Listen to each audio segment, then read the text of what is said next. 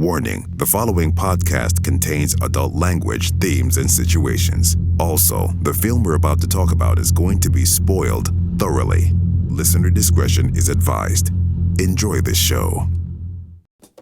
What happens when you take a classic Lovecraft short story, sprinkle in a bit of Nic Cage insanity, and toss it in a visually stunning stew? You get a modern classic and possibly the best HP Lovecraft story yet to be put to film. So buckle up as we break down the technicolored fever dream that is Color Out of Space. Okay, let's run. I'm like a prickly pear. What do you say we cut the chit-chat? A-hole!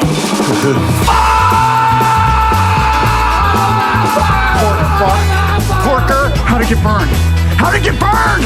How'd it get burned? Hey, have you ever been dragged to the sidewalk and beat until you Pissed blood! Welcome to One Cage at a Time, the show where we break down every single Nicolas Cage movie, one film at a time. Here are your hosts, Patrick, Vince, and Nigel. Nicolas Cage and his family move to the sticks to get away from the rat race of life, but when a meteorite filled with interdimensional wackiness lands on their farm, life takes a dramatic and horrifying turn. Ladies and gentlemen, here are your stars. The film stars Madeleine Arthur, Jolie Richardson, Elliot Knight, the always a treat to see pop up in anything Tommy Chong, and of course, the absolute goddamn legend that is Academy Award winner and greatest actor living today, Nicolas Kim Coppola, better known as Nicolas Cage. Woo! Yeah.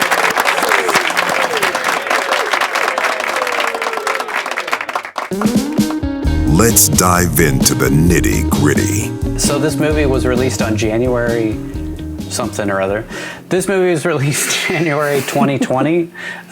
So it was one of the first, one of the only movies that got released before the pandemic hit. One of the lucky few, but it didn't go into theaters. It doesn't really seem like, according to the box office mojo stuff. It only went to 81 theaters, so I think it was just kind of like an art house release. Yeah. They estimated the budget to be $6 million, but it says between 6 and 12. I don't know how you have that much of a discrepancy in the budget. I think a lot of it's not published, so it's an estimate.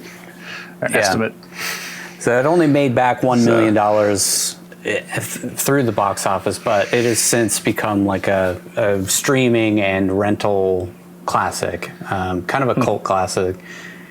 It's directed by the great Richard Stanley, who is a bit of a legend when it comes to filmmaking. He famously got fired from The Island of Dr. Moreau, that movie with Marlon Brando and I think Val Kilmer. Wasn't Val Kilmer was in that? Yeah. Yeah. Wow. Not the best movie, but he was fired like halfway through for being kind of a dick. When I saw that name, I thought it was I thought that was the fake name that directors put on movies when they don't want to be associated with it. But I just realized that's Alan Smithy. It's like the fake name that they'll throw on a movie if they don't want to be in it. So when I saw that in the credits, I was like, did this guy not want to be known for anything for this movie? He hasn't directed a movie in 24 years. So that was the last thing he was associated with. And everybody, Hardware, that movie is like a cult classic that everybody loves. It's like a great horror movie from, I think it was the early 90s or the late 80s. And Richard Stanley became kind of a legend in Hollywood for that. But then once he got fired from Island of Dr. Moreau, which there is an entire documentary about his implosion, his career just falling apart. So that's worth your time at some point. He wrote it with his wife, which we'll get into in the quick facts. I'll get to it when I get there. Of course, this movie is based on The Color Out of Space by the legendary HP Lovecraft. One of the few Lovecraft movies that's really made it into like a mainstream style movie. I mean, Lovecraft is legendarily hard to adapt to film because half the time he doesn't explain anything. He just kind of says, well, it's inexplainable. Like the color is something that nobody has ever seen. So How do you film it? how do you film something that's indescribable? It was shot by Steve Annis, who really hasn't shot a ton of movies, but he shot a ton of music videos, which actually explains a lot about the visuals in this movie. That makes sense. At one point, I actually wrote, because I was doing the third act, but the finale was like an early 2000s music video CGI that was happening. So that really makes a lot of sense. Yeah. I guess the climax, not the finale, but the... Yeah, no, I mean, I kind of mentioned it in the script, or in the breakdown, that it feels like a Tool video at one point. Oh yeah. So it has a Rotten Tomatoes score of 86%, which is by far the highest rated of any of the movies that we've done so far, out of the 5 that we've done.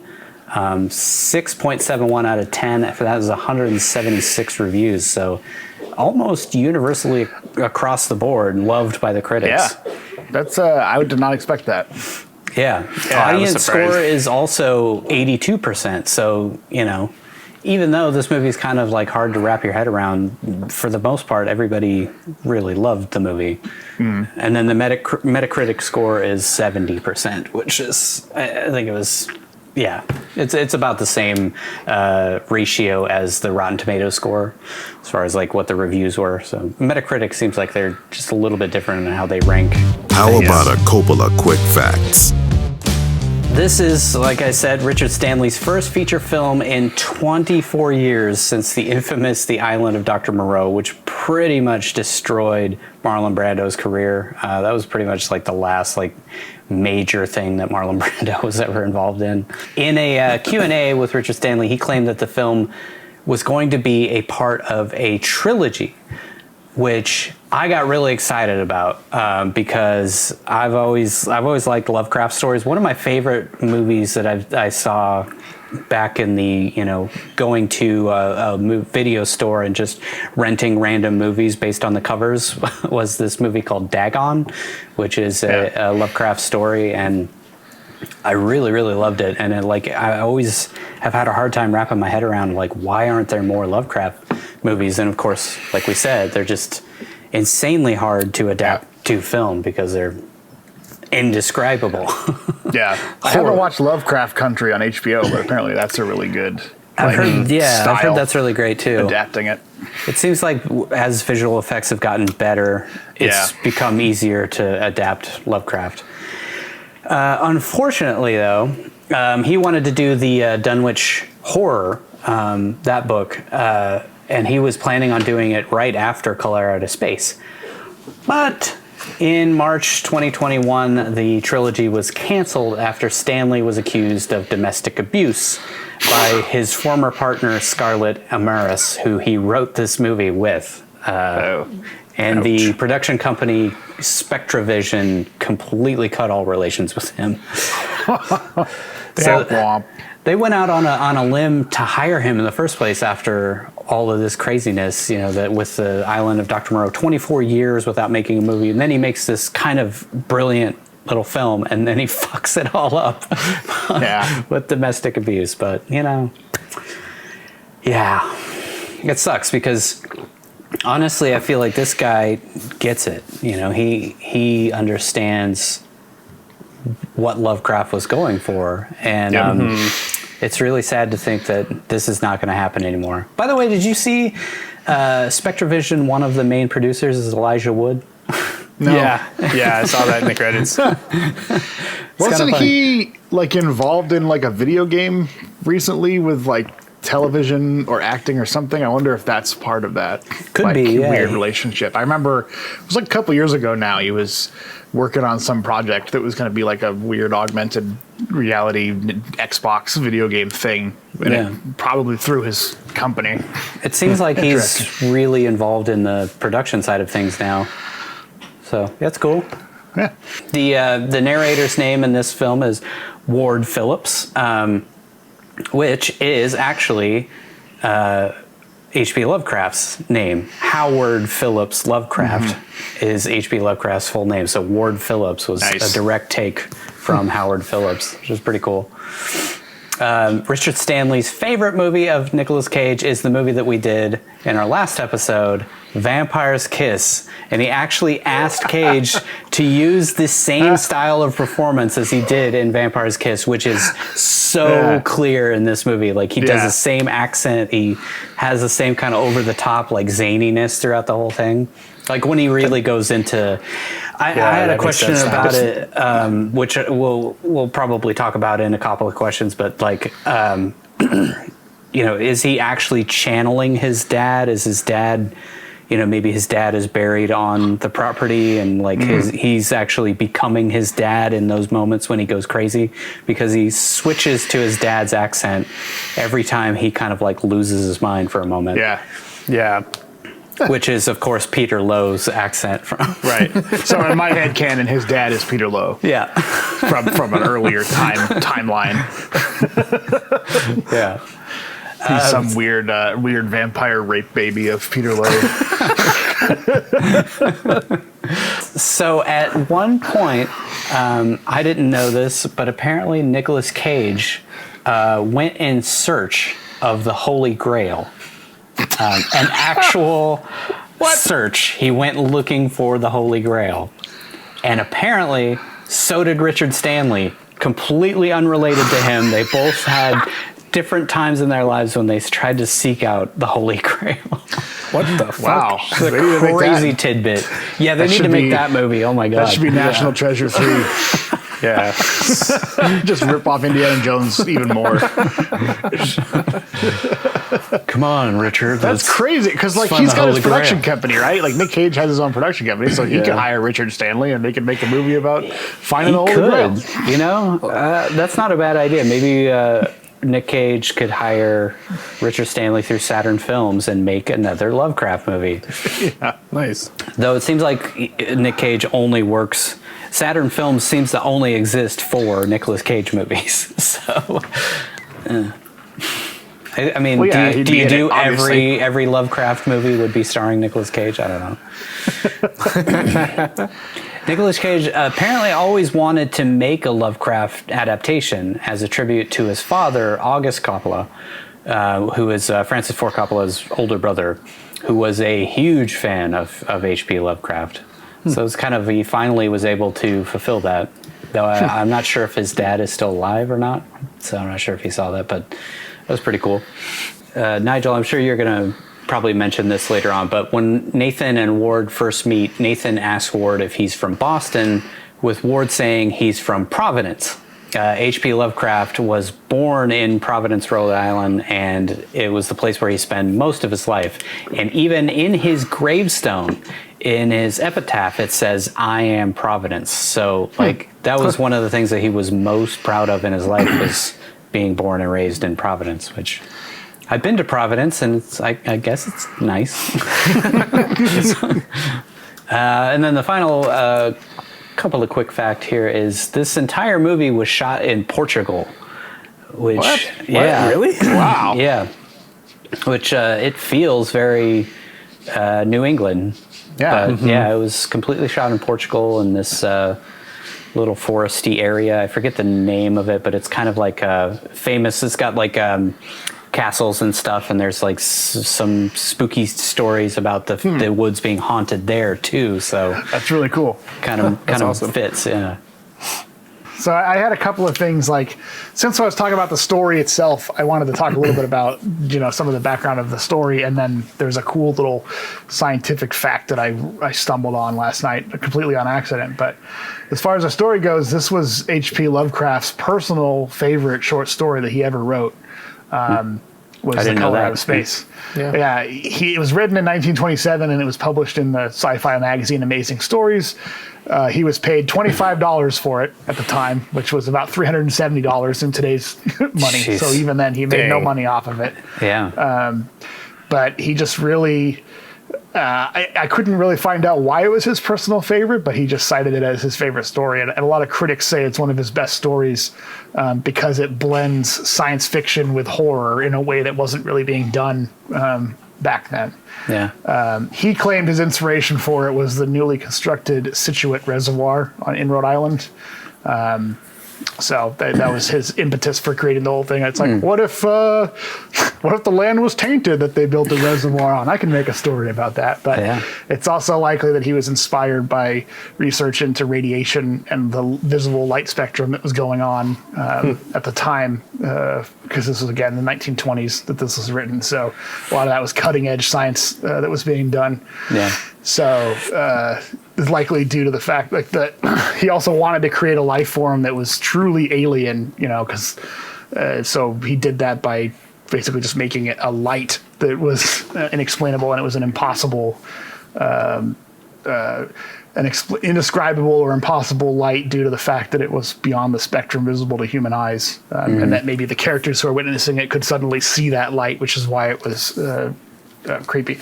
As a weird side effect, the something called the color space was developed by scientists in 1931, which is funny that this is called the color out of space, which, obviously it's from space, but interesting thing. But the color space graphic, if you guys ever look it up, it's kind of hard to describe because it's a visual thing. But if you want to imagine like a single arc, that's filled in with every color the human eye can possibly see, and the outer edges of the arc are the colors of the rainbow that are, Roy G. Biv, red, orange, yellow, green, blue, whatever. Indigo, blue, violet. Yeah. Those are all colors that are made with a single wavelength of light that are natural to the universe or to our eyes. Along the bottom of it, though, is a line of all the purples and magentas and pinks that have to be created by a combination of red and blue light together, or violet and red together. And because of that, they are not natural colors in the sense that a single wavelength of light will not create them. Our eyes create them based on how they interpret different wavelengths of light coming in. So I thought it was, when I watched that, I realized that that's probably why they picked this for this movie, is to portray everything in a magenta purplish light, because it's almost an alien light form, and it's the best thing you can do when trying to film something that is unfilmable, like a color that humans can't see. Yeah, they did mention that in the behind the scenes, that they chose the color specifically because it was, something that the human mind creates itself. Yeah. It's not an actual color that exists. We make it in our brains. Yeah, which is super cool. Which I thought that was, when I learned that, I was like, wow, they actually, I thought they used it because it looked really cool and creepy, but the fact that they put that much thought into it was really, really a nice little tidbit of fact for the movie. Yeah. Oh, I just wanted to point out, in the story, his wife's name was Nabby, and his kids' names were Thaddeus, Merwin, and Zenas. Yeah, Zenas, I forgot. Zenas. So they're just, again, I don't know if those are real names or if he just was trying to pick weird country bumpkin names to give everybody. I wonder if he just, it seems like the names are always kind of weird in Lovecraft stories, so maybe he's... Yeah, it's his thing, maybe, just to make it more otherworldly. Yeah. It's time for the main event. Here comes the breakdown. Act 1, the setup. Our story begins with an ominous voiceover delivering the open lines of the actual HP Lovecraft short story, while images of the deep, dark Arkham woods flash across the screen. The voice is that of Ward Phillips, who explains that he was sent here to survey the water and has been warned of evil in the forest. Next, we see Lavinia, who is your typical high school witch girl doing a ceremony by the water's edge. She's dressed in your standard LARPer witch cosplay, surrounded by crystals and baby doll legs shaped into swastikas.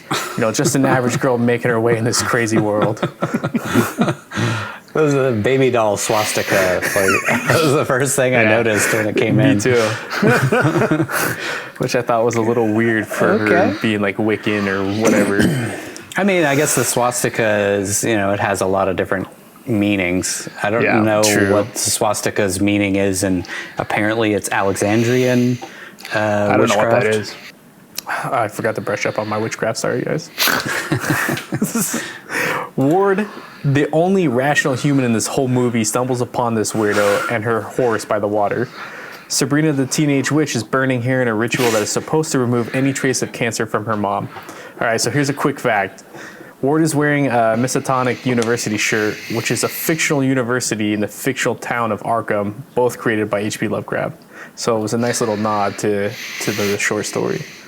Can I ask a question that I didn't have time to research, but I'm wondering if you guys did? Did Batman take Arkham from HP Lovecraft? Okay. Yeah. I mean, I he figured, but I wasn't positive. Yeah, in fact, in the story, this has nothing to do with Batman, but Miskatonic, like the people that come study the meteorite are from Miskatonic University. Yeah, university, So, yeah. Yeah. But yeah, Arkham was totally created by Lovecraft, and then I can't remember who created Batman, but they Bob totally Kane. Bob Kane, and they ripped it off to make that creepy.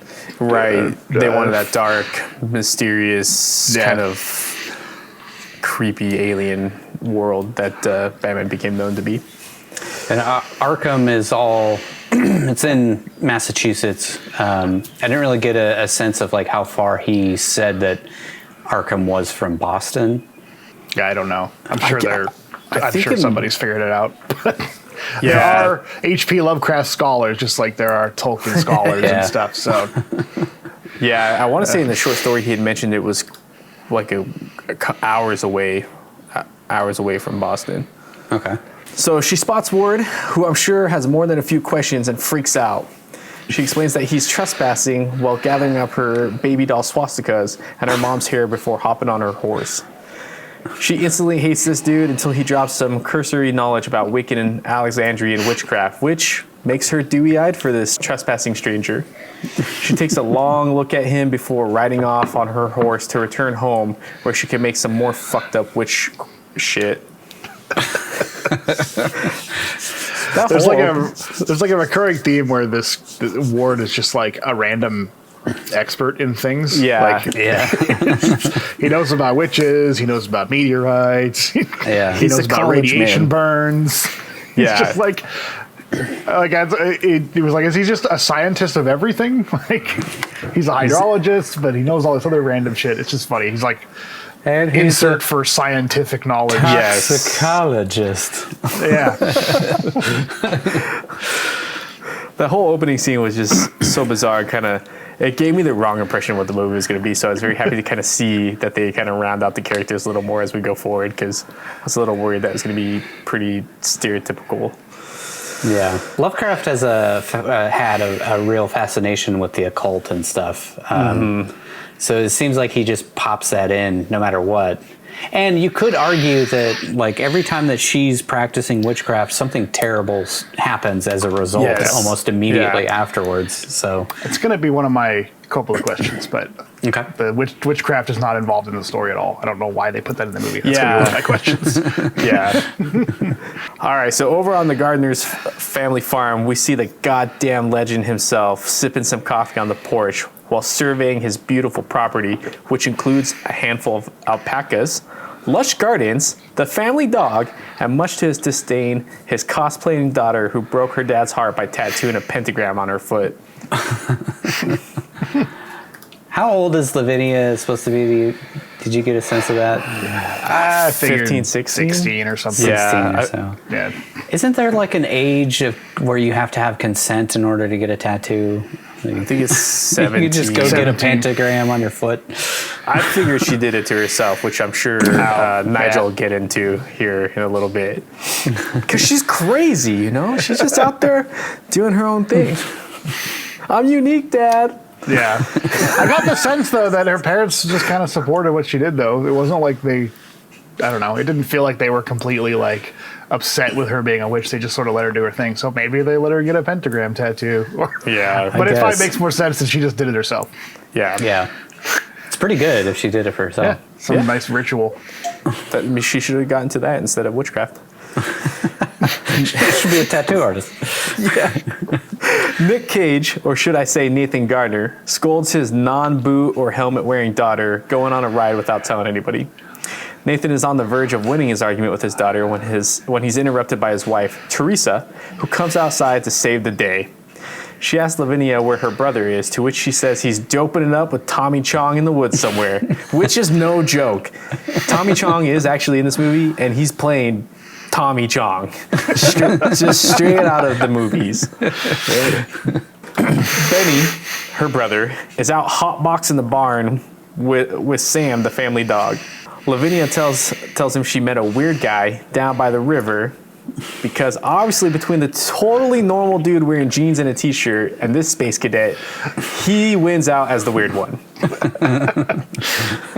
But she confesses she finds him cute, then stumbles upon her other brother, Jack, staring into the well in their yard, which he does almost exclusively the entire movie.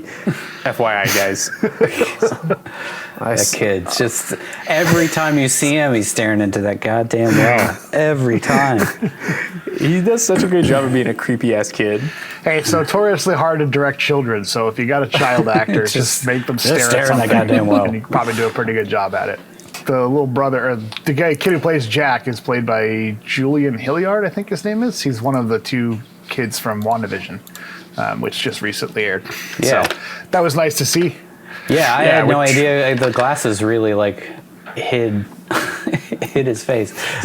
Somebody watched Color Out of Space, saw that weird kid whistling at a well, and was like, he's got chops. Let's put him in WandaVision.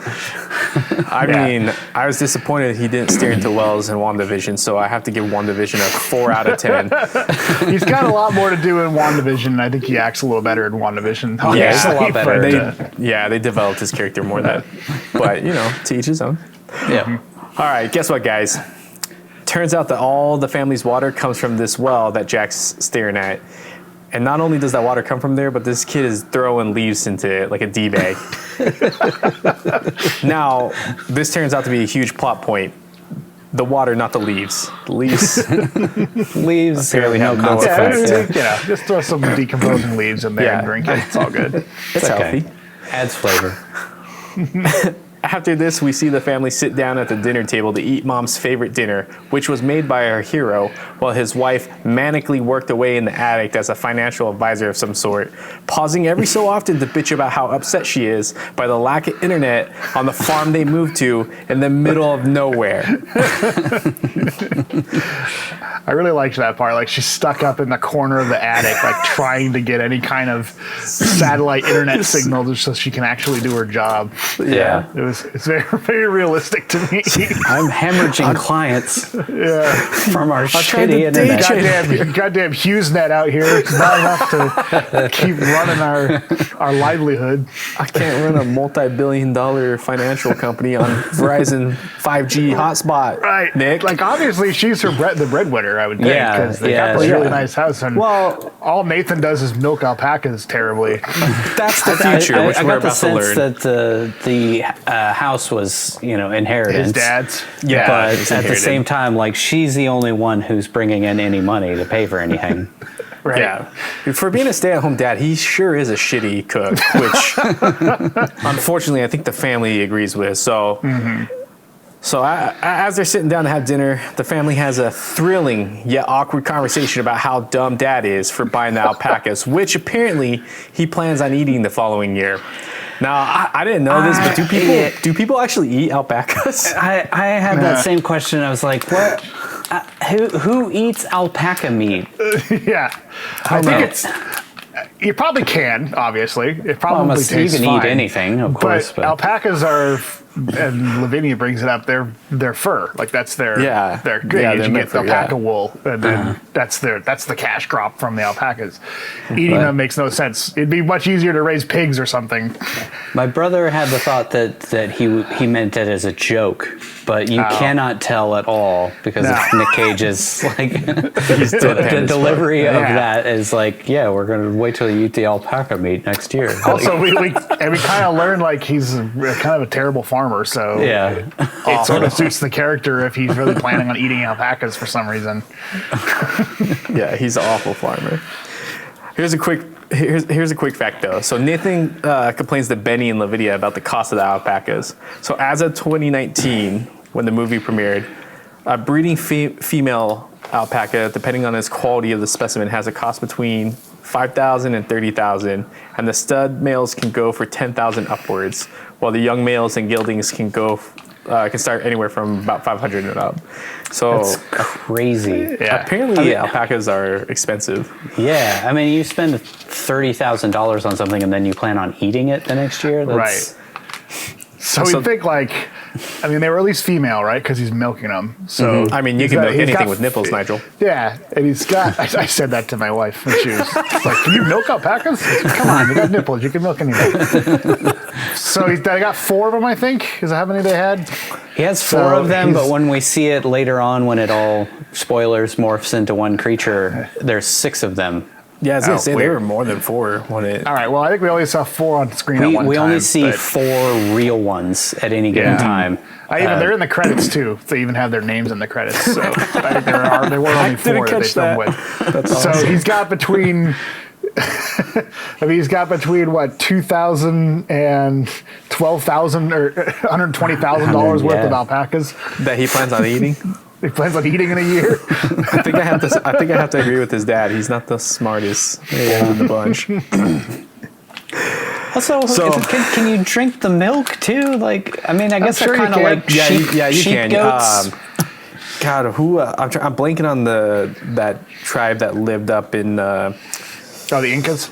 The Incas. I mean, that was one of their major. A little more than a animals. tribe, but huge civilization. But that was their main. Livestock was alpacas. Yeah, livestock was alpacas.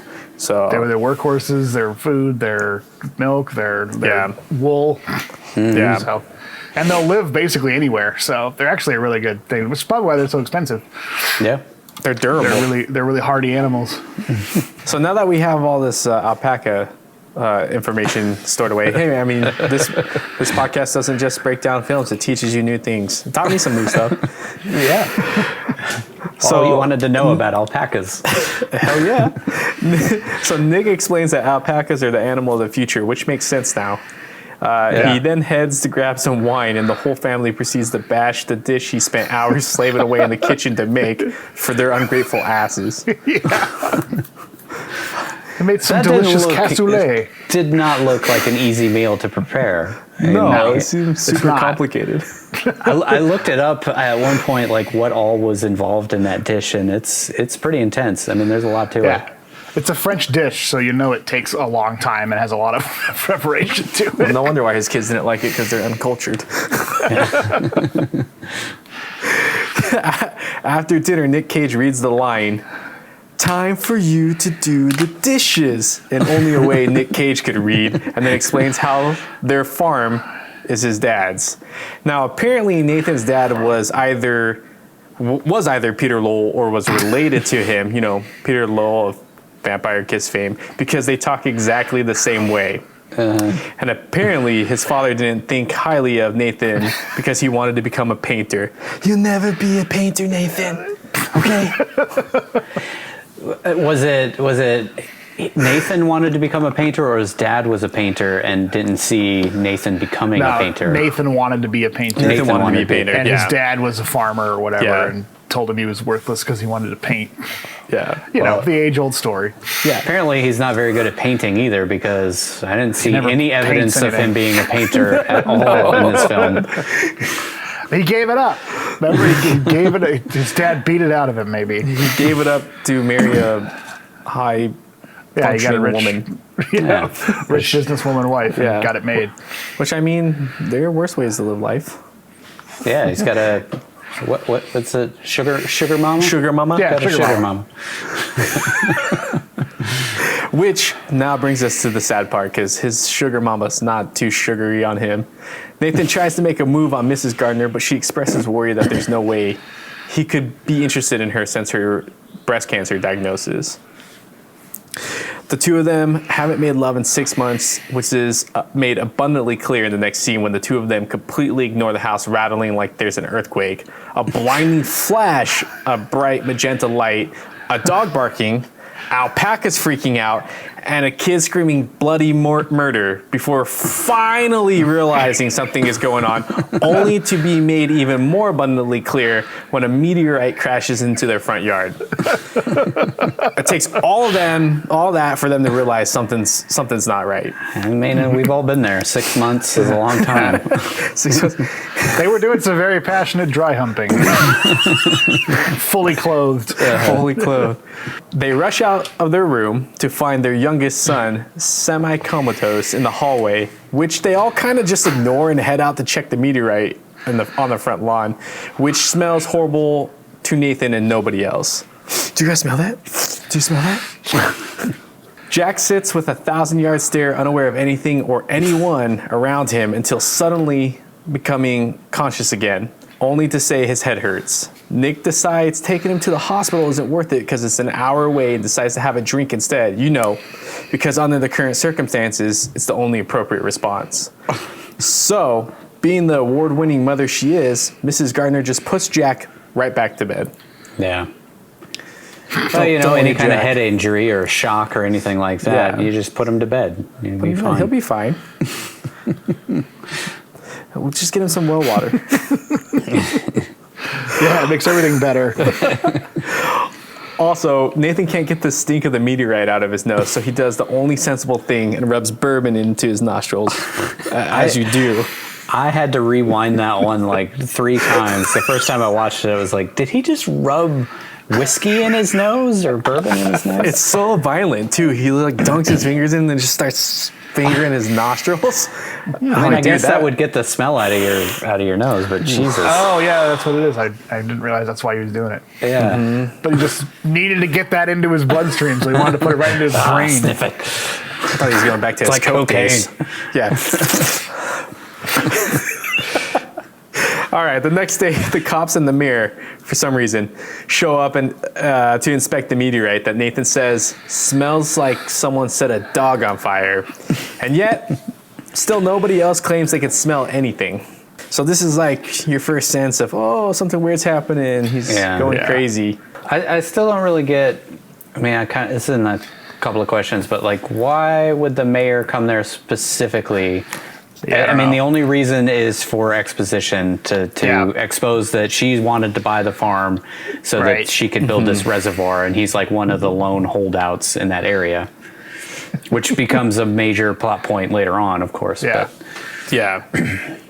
Which is weird because the press showed up too, right? Like it's the mayor and the cops and the press, or do they show up later? The mayor and the cops come first, and then she calls the press and that's right. Yeah, makes him look like a buffoon on TV. Which isn't hard. Like this to me was a weird plot point because in the short story, the dam or whatever still gets built, and they were able to build around the property because, spoiler alert, the property becomes uninhabitable after the events that take place. So I don't really know why they threw her into it. It just was clunky. And then down the road, there's another scene with her that I just felt was a waste of time. Yeah. But I watched the deleted scenes, and there's a whole scene of her kind of like bribing Ward to not say anything about the water being bad. I figured there had to be something because there's a scene where he goes into her office and then that's it. That's it. It just ends and cuts to something else. Yeah. So. That's You're going to hear her what's the talking point? in the background about how this reservoir is going to be like a huge cash cow for this area. That once this goes into place, it'll give water to the whole eastern seaboard, which is huge. Because obviously this water is, we'll get there, massively tainted, but we'll get there. It's good. So Ward shows up to offer his expert water table sampler's opinion, but only after looking at Lavinia's legs. This all happens while the cop pokes it with a stick, and the mayor gets all shitty about not being able to buy the Gardner's family farm and calls the press. Totally weird scene. Also a little creepy that the Ward and Lavinia have this weird sexual tension. He's a college student and she's a teenager. Yeah, it just makes no sense. It's uncomfortable. But, Wiccans, what age are they really? All right, so here's a quick fact. Ward Phillips states that most meteorites disintegrate in the atmosphere. This isn't correct. A meteorite, by definition, is a rock from space that impacts the Earth's surface. A rock that burns up in the atmosphere without reaching the surface is a meteor. And a rock randomly drifting through space is a meteoroid. Yeah. Do-do-do-do. Yeah, well, stick to your lane, Ward. He knows about water. He doesn't know about astral bodies and meteors. Yeah, I guess you could chalk up him getting that wrong just because of him just trying to seem smarter than he actually is. Yeah, which I wonder if maybe they did throw that in there to show, like, okay, he's kind of trying to show off. Yeah. But he doesn't actually know everything. Yeah, could be. Another quick fact.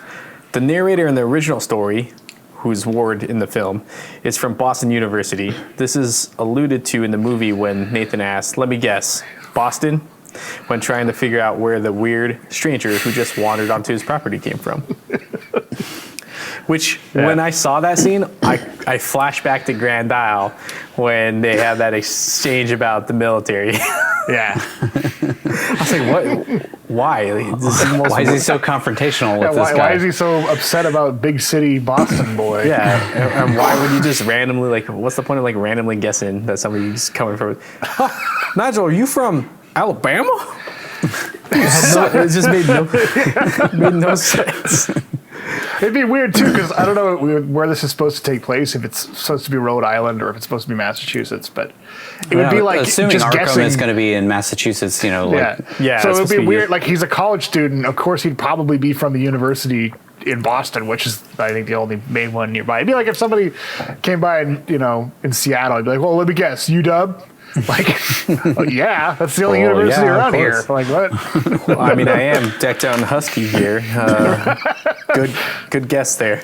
And the funny thing is, Nathan asked that while he's wearing a Miskatonic University T-shirt Yeah. still. So. Yeah, it was just a weird, and it just flashed me back to that movie, and I thought, how funny, man. This movie kind of has pieces from a few of the movies that we watched. yeah. All right, so Nathan, Ward, and Benny speculate as to the meteorite's value, whether it's radioactive and whatnot, before Nathan excuses himself from this absolutely insane occurrence on his farm to milk the alpacas. Because he's still got work to do. I've got to go. They aren't going to milk themselves. After a If you'll short, excuse me, I've got to go milk the alpacas. after a short but sensual milking session, Nathan chugs some alpaca milk and tells Ward the family has a hippie squatter named Ezra who lives on the property, which kind of seems like something a guy with 3 kids and a wife would probably have sorted out before coming back to the farm full time. But Yeah. different strokes for different folks, right? It's okay. It's just some random hippie guy It's some living random on our dude lives property. here, rent free. He's got a whole setup. It's just smoking tons of pot. Got cameras So- everywhere. Yeah, guys, that's another thing too. The dude, Probably booby trapped. the dude's got like His son CIA goes and hangs level- out with him. Yeah, son goes and smokes pot with him like every day. It's totally normal for a kid to be hanging out with an 80-year-old old man who lives on the property. So really, really terrible parents. Yeah, they're not the best. Benny and Ward then head to this cracked out lunatic shanty in the woods, who is chiefing it up with his cat named G-Spot and drinking brown dirt water.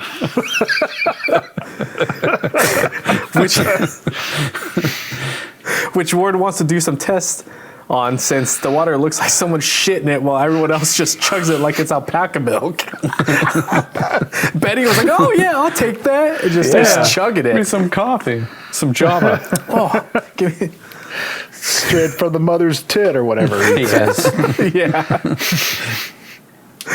The 3 of them and G-Spot, the cat, are interrupted by a sudden rainstorm which causes the meteorite to glow.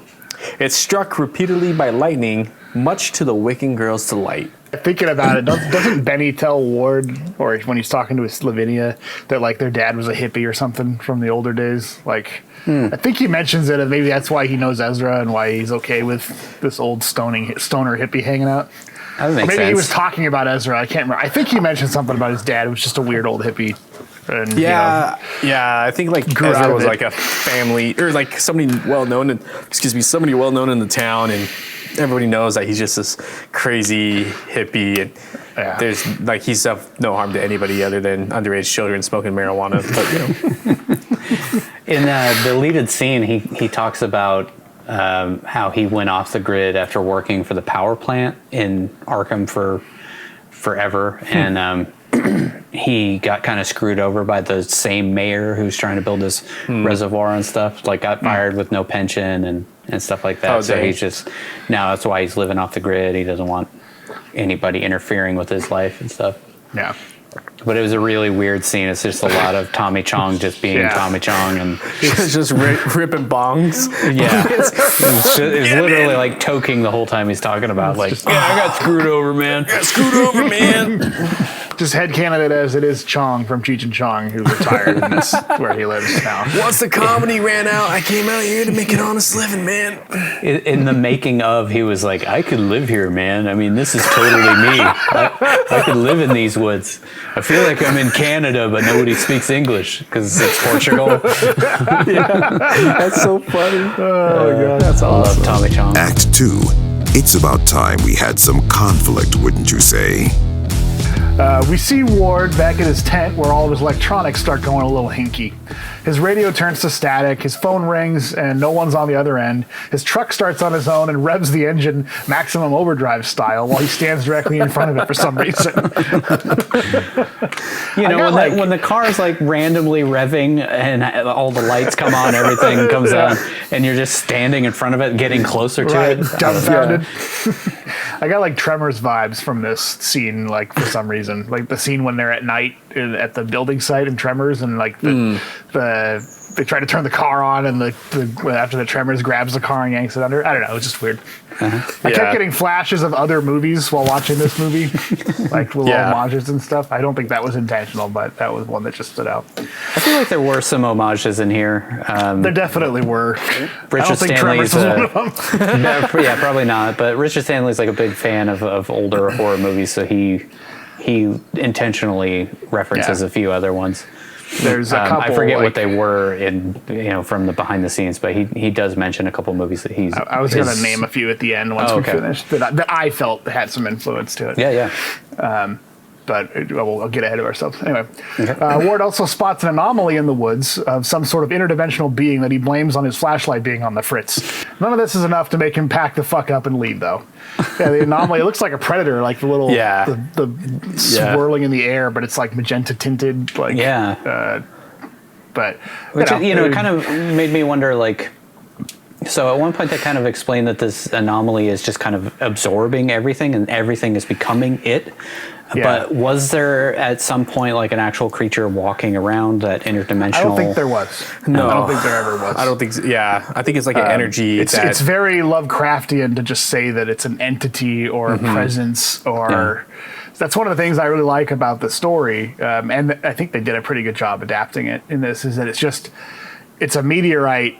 It's not an evil entity. It's just weird shit starts happening because of radiation or an alien presence or something. It's just weird. Yeah. Just trying to make the circumstances on this planet the same as the planet that it came from. Right. Well, I took away that it was trying to draw enough energy to then expel itself back into space to get home. That makes sense. Because with the finale of this, and then also in the short story, spoiler alert, it leaves. It leaves, and then presumably nothing happens ever since. But the folklore is around that property, so people tend to stay away from it. And it did drain everything from the area in the story. They call it the blasted heath. It's all gray and dead. Nothing grows there anymore. Like it sucked the whole life force out of that whole area. No wind, no sun, nothing, no water. It's just all gray. Which they did a homage to in this in the movie too, which was really cool. The next morning, Nathan and his wife stare at the hole in the ground where the meteorite used to be and question where the hell it went. She's glad that it isn't there anymore, instead of A, being scared someone came onto their land, which is 12 miles from anything and took it, B, being in awe that it exploded because of lightning striking it 9 times in a row, or C, somehow it left on its own.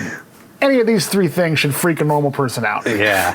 But they're just sort of in awe of it. And, well, I'm glad it's gone. Yeah. Leaving this giant crater.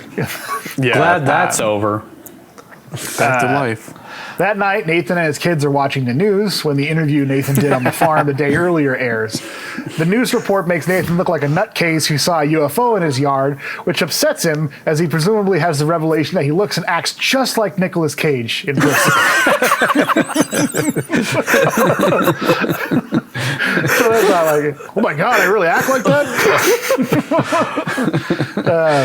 While this is going on, Teresa cooks up some bloody egg, carrot, and fingertip salad.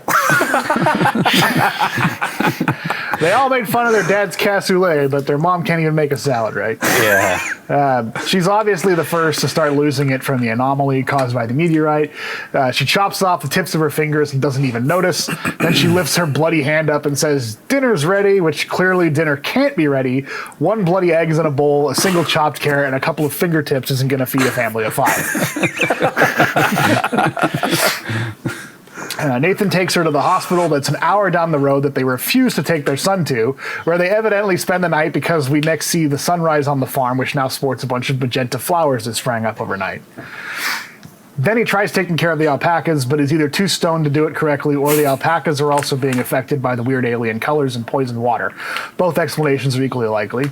There is a shot of what is obviously a stuffed alpaca puppet head refusing to drink out of a bucket of water. I don't know if you guys saw that, but it's like a reflection shot looking down of it, and it's like clearly just that, like, they couldn't get an alpaca to not drink, like sort of, but not drink out of the water, so they had to make do with some movie magic.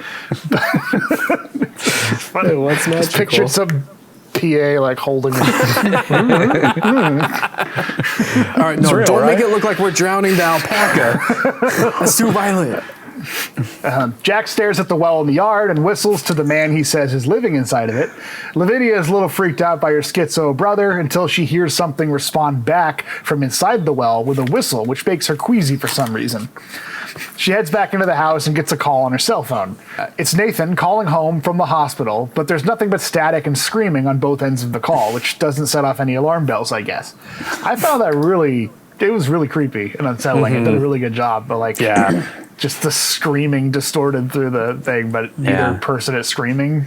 I thought maybe really cool. They talk a lot about the anomaly, like changing time and stuff. I thought maybe it was like a piece of audio from later in the film being played in there, but that's cool. I didn't hear anything that was like specific to another scene, but I thought they did a great job with that. I would get the fuck out of there immediately when I started hearing that stuff. I just liked it because like audio anomalies and creepy audio are just really cool to me in general. Like I don't know why, but it was a cool little effect. Also because obviously the story was written in 1920s, like none of this shit existed, like TVs didn't exist and stuff. So it was a cool modern take on weird things happening that it interacts with the electronics in a way that is creepy to people like us who interact with these electronics on a daily basis. Jack heads over to the well and stares into it again. Well, he witnesses the birth of a crazy-looking mantis, which seems to see the world in 80s music video vision. It's like this pulsating alien egg in the well, and then it births this giant purple mantis that comes up and sees everything in trippy visuals. Yeah, it really felt like something out of like, like the Sledgehammer video or something like that. Yeah. Meanwhile, Lavinia decides to clean up the blood knife and carrots from Mom's souffle she was busy making the night before. She gets very grossed out by the blood on the blade, which seems like a weird thing for a witch to get hung up on. That she sees a sudden flash of magenta light and the sink overflows with blood. I had questions about that. Like, there's no way that there was enough blood on that knife to cause that much blood to spill out of that thing.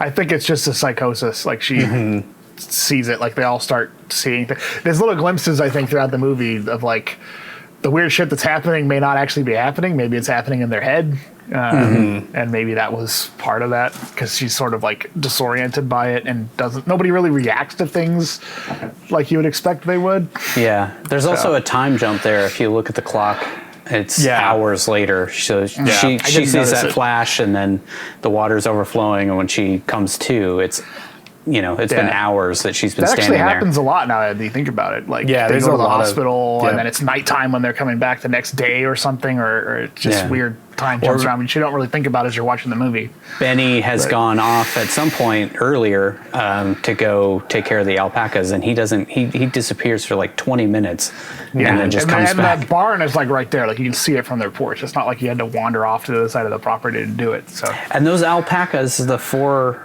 that we see, are in the exact same spot, like 3 different times in 3 completely different like time periods.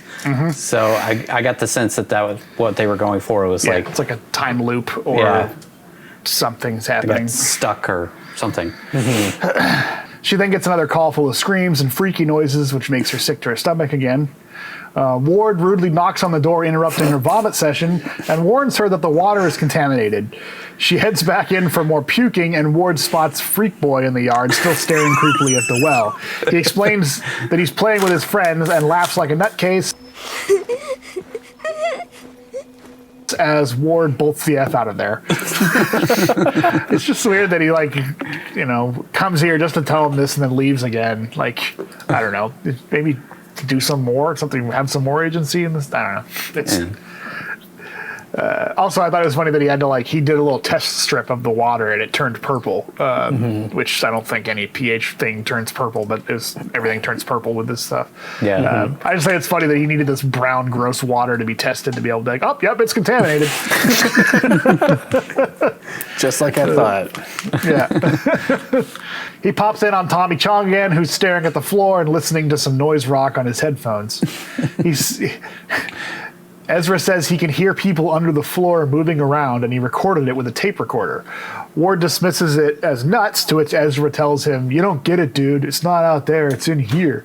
It's in the static. It's in the moisture. Up is down, fast is slow. What's here is out there, and what's there is in here now." Which I think are lyrics to a Pink Floyd song. Welcome to the machine. Fast is slow. Ward tells him he should probably leave the area and not drink the water. Again, he's the only rational person in the movie. Ward tells Ezra he'll let him know if he sees G-Spot, to which Ezra says, "You might see her, but I don't think you'll recognize her," which I think we can all agree is how most of us feel about finding the G-Spot in general. Class A joke. Grade A joke. Next, it's nighttime while Nathan and Teresa are driving home as Nic Cage belts out some opera. Nathan. As they approach the farm, they see a jump scare of a mutant cat with glowing eyes on the road. So it seems the only way to draw out the elusive G-Spot is by hearing Nicolas Cage's incredible vocal skills. I wonder if the studio had to pay any royalties for his singing, a la Vampire's Kiss. This one was pretty like, what the hell is he singing? So yeah, maybe he learned his lesson. Yeah, and the cat, like, the jump scare was just so weird. It was like, they're talking, and then his wife's like, "Look out!" And it's just like extreme close up of the cat's face, but they're presumably 30 feet away from it in the car or something, and then it's just a cat, a mutant cat thing. But in the behind the scenes thing, they talked about the cat being larger, like the cat had grown to be bigger, which I didn't get that sense at all. No, it looks wasn't like apparent. the same, and they didn't except have an it's establishing hairless. shot of it. They just had like a really close shot thing, and then back to the car. You know? Yeah. They should have had it like jump on the hood or something. I don't know, to make it look like it was that close to them. Yeah. Back at the farm, Jack is still staring at the goddamn well, but now he's accompanied by Sam the dog, who snarls and heads off into a magenta fog to protect Jack and is never seen again. I think the dog was one of the wolves from Game of Thrones. It looked like one of the. It did. It looked like one of the. It was played by 3 different dogs. Apparently, I checked the credits, but I didn't look into it any further. But it looked like one of the wolves that one of the kids have. The Stark kids has in Game of Thrones. You know, I was in Canada 2 years ago, and there's actually a couple of those wolves are up there in this little place. You can actually go visit them. That's nice. You can go see. I didn't actually stop in, but I saw that like it was an option. You can just drive in and see those wolves. They moved out to a farm in Canada. Yeah. Then he pops back into the movie for a second to explain that he got lost in the field because one second it was light out and next it was dark. None of these freaky-ass events, which we've skipped over a bunch because there are so many of them, are making any of the characters think, maybe we should leave. That's one of the things I really liked about the movie, is it does capture that general Lovecraft, like, something is seriously wrong the entire time you're watching or reading or whatever, but you can't quite place your finger on what exactly it is. It's just something very unsettling, and just shrouds the whole experience, which I thought was really cool. Nathan and Teresa come home to find Jack standing in the road staring off into nothingness in the middle of the night. And when the kids try to explain the freaky shit that's been going on, Nathan dismisses them in a decidedly Nic Cagean delivery. What is this? Well, the cat's away, the mice will play, huh? He just does that like at the drop of a hat. He just delivers a weird line that just cuts into whatever else is going on. It's just like completely out of left field. It's like, what do you mean play? They're just standing, they're just hanging out on the deck. Like they're not doing anything crazy. Yeah, felt like an improv. Yeah, I think he's more upset that the alpacas are not taken care of. Yeah. Then Nathan, he spots the alpacas outside, launches into full-blown Peter Lowe. He scolds them again and begins the descent into total madness while the kids try to figure out what the hell's going on, like the rest of us.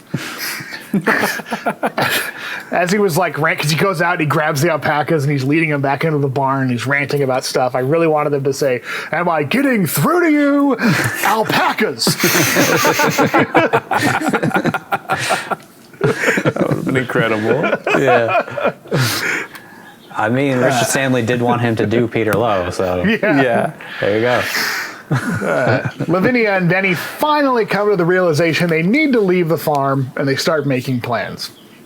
Nathan, on the other hand, takes a shower that causes a serious case of grayscale to break out on his arms and spots a breast implant in the drain that shoots out tentacles and attacks him.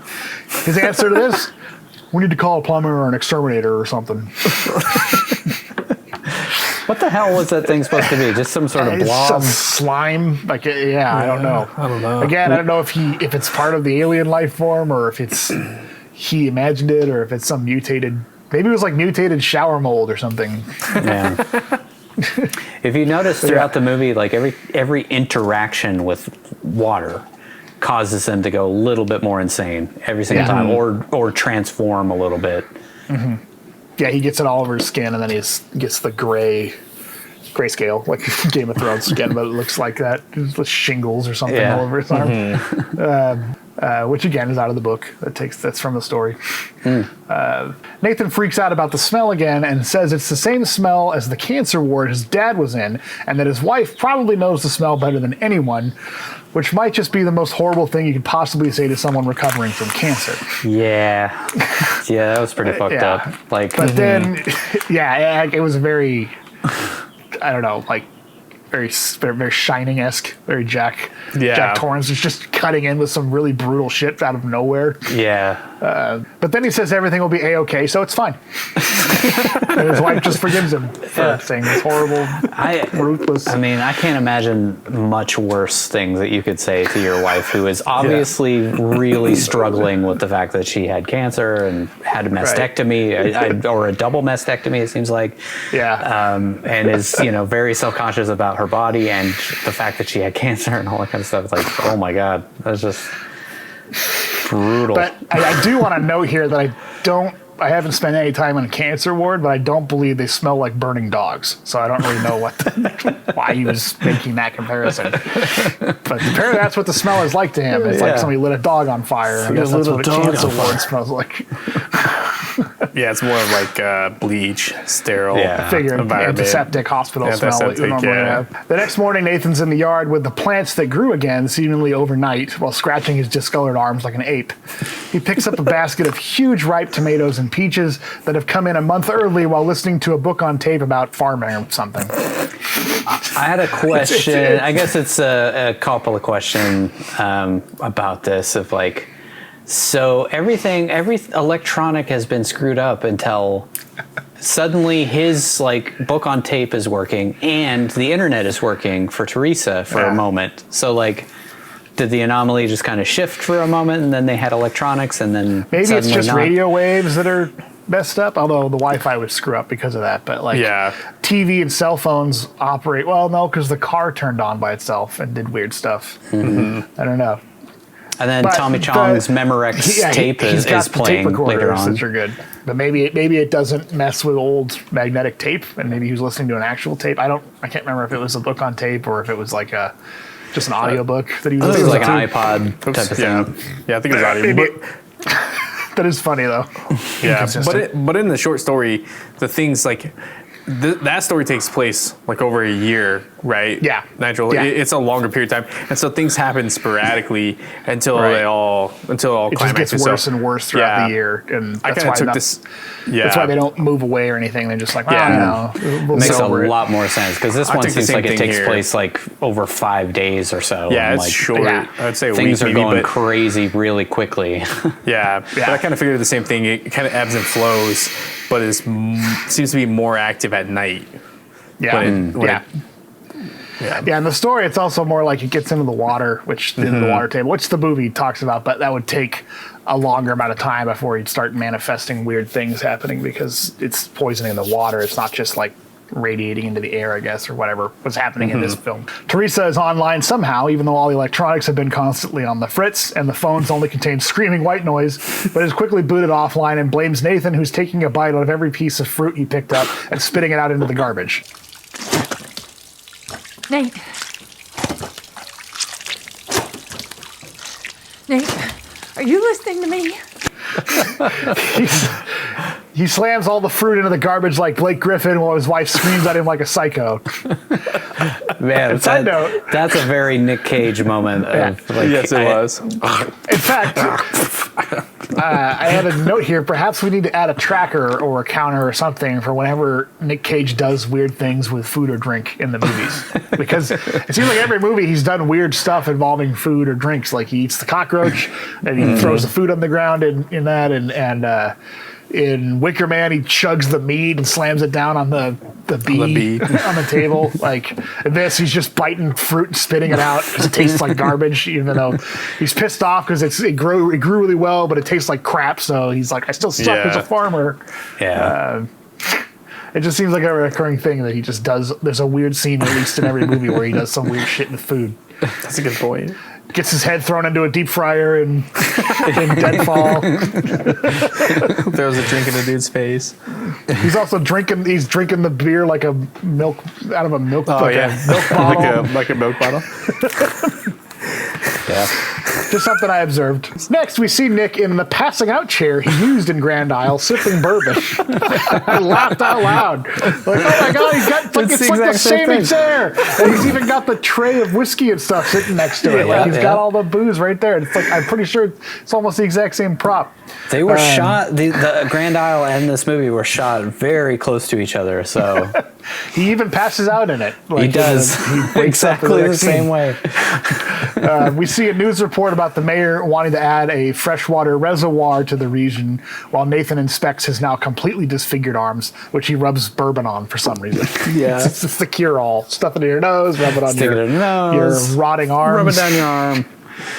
But, yeah, and that's the explanation there that, like, the mayor wants this place to turn into a reservoir, and this is obviously going to fuck that up because the water is tainted. Act 3. Time to resolve some shit. Before we know it, it's nighttime, and Jack hears the old familiar whistle from the well. He heads downstairs and finds his dad in his Grand Isle passing out chair, then heads outside to find Benny staring at a now completely magenta flower-covered front yard, which I thought was cool. But still, like we said, like that happens so fast. I mean, there's no way that you could see all of those flowers and think, oh, well, this is totally normal. The perennials are coming in. Right. Meanwhile, Lavinia goes full teenage psycho witch and starts carving symbols from the Necronomicon into her body, which leads to a quick fact. The Necronomicon itself was a fictional creation from HP Lovecraft. Which, there it is. Is there actually, did he write it or did someone else write it? I think this is it's called the Necronomicon, but it's just a collection of stories of his. I don't know if Necronomicon is just in universe something that exists or if he actually wrote a Necronomicon. I mean, I've seen it, it plays a central role in all of the Evil Dead movies and stuff. Yeah. Which obviously they took directly from HP Lovecraft. Mom wakes up and heads downstairs to see Benny and Jack heading to the barn where the alpacas have turned inside out into some sort of morphed hell beast where they're all like one creature. We don't really get a good look at it there, but like I said, there are 4 alpacas in every scene that you see them in, but in this, there's suddenly 6 heads on the thing. So Yeah. I don't know if it just formed some more, or maybe there were 2 alpacas that were just always hanging out in the barn, maybe. or whatever. A light starts emitting from the alpacas. Benny and Jack run like hell, but Mom catches up just in time to grab Jack, where the 2 of them are struck by the light, which completely envelops them. Teresa and Jack are morphed into one pure, absolute nightmare fuel creature. I found this whole thing was just the most unsettling part of the whole thing. This is very Lovecraft, and The Thing really borrowed heavily from Lovecraft for the creature that was the main alien in The Thing, and then of course the prequel to The Thing, and this shit is. It was tough to watch. I was watching it with my brother and my wife, who is historically hates horror movies and stuff. She got kind of into the story at the beginning, and then she left to take a shower, and then came back right at this scene and was pissed. It's good body horror. It's really good. And the sound it's making the whole time. The 2 of them are melded into some sort of crazy chimera where Jack is sticking out of Teresa's back, and the 2 of them are moaning this horrible sound. It's all sorts of disturbing. Yeah. Nathan tells Benny to call 911 because if there's one thing paramedics are trained to deal with, it's whatever the fuck this is. Oh my God. He, of course, can't get anyone on the phone, as you'd expect, but Lavinia comes into the room to save the day because she's covered in cryptic symbols from head to toe, so everything should just be fine from this point. Which leads me back to, every time that she does one of these creepy things, It gets worse. something horrible happens every time. This one is it can't get much worse than Mom and Jack being morphed into one creature that's just screaming. Ugh. She spots Mom Jack on the couch, glowing magenta, twitching like mad, and is shocked that her spell didn't work. The next morning, Nathan tries to start the car and has possibly the cagiest freakout that we've seen in years. He punches the roof of the car while calling it a cocksucker and screams repeatedly. Also, at one point, I think he stops and looks at the camera to see if they're still rolling, because he's like, I didn't notice that. and then he looks at that and goes back to it. You cocksucker! You cocksucker!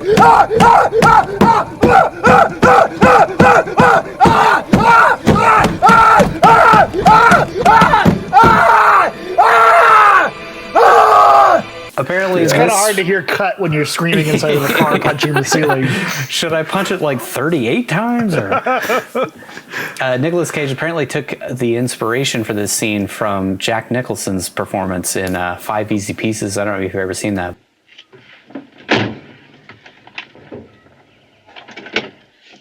You stupid fuck son of a... assholes!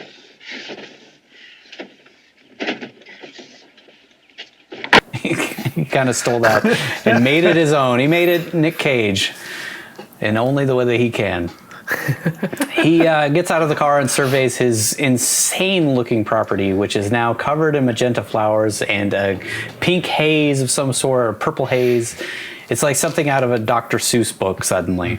Back inside, the Mom-Jack hybrid is moaning in agony while the kids hang out chit-chatting about whatever the hell is going on and pulling Mom's falling out hair off of her head. The kids think Mom is trying to say something, but it all comes out as some fun little moan scream that now lives deep within the nightmare center of my brain forever. What was that, Mom? Oh, this is useless. It's just, yeah. Nathan pops in to tell the kids that the car is not happening. And gets really upset at the horror moans coming from Jack Mom. he's really like immediately just kind of like, well, let's just kill this thing. Jesus Christ, it's annoying. Yeah, it's way over it. Mom starts screaming like crazy when sunlight hits her, so they take the freak creature up to the attic so Mom can get some work done on the computer. Because she's probably losing clients left and right. Hey, just because you morphed into this blob doesn't mean you still can't make a living, babe. Yeah, I know. She could jump on and start giving some financial advice. Just So, Mrs. Gardner, what do you think I should do today? Should I trade? Okay. all right. Sorry, it's bad Wi-Fi. Your Wi-Fi is really bad there, huh? I think everybody in this Zoom generation can relate. Yeah. She's just cutting in and out. It's fine. Yeah. Suddenly, the alpacas start losing it in the barn, so Nathan takes action. He tells the kids to stay with Mother Jack and that everything is under control. Personally, I've seen too many examples of people saying everything is under control to believe that statement ever again.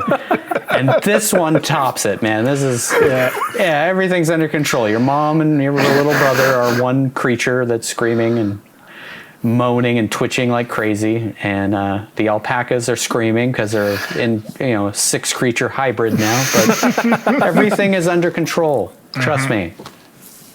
He seems to be under the impression that the alpacas are the cause of all of this. So he grabs a shotgun, heads to the barn, and confronts the now 6-headed blob of alpaca and starts blasting in true Nicolas Cage fashion. He screams with every shot and blood sprays everywhere, including in his face and his mouth. At one point, blood from this freak animal is literally pouring out of Nic Cage's mouth, which can't be hygienic, even if it was from like a regular normal alpaca, let alone some alien alpaca. Well, you drink that shit water, you can drink anything. This was the part where we actually see the alpaca. Yeah, we see it all together. Right? It does look just like the dog thing from the thing with the 6 heads and it had tentacles, or was that just the necks of the alpaca and stuff? Necks or legs, but it's the same type of like skinless horror with the gaping eyes and mouth and stuff. Yeah. I kind of wondered if they were turned inside out, or if this is just all their hair was burned off from the radiation, or I think that might be it, because you notice it starts to happen to Mom Jack too. They get like boils all over their skin and their hair falls off. Yeah, they called it the Jerisa.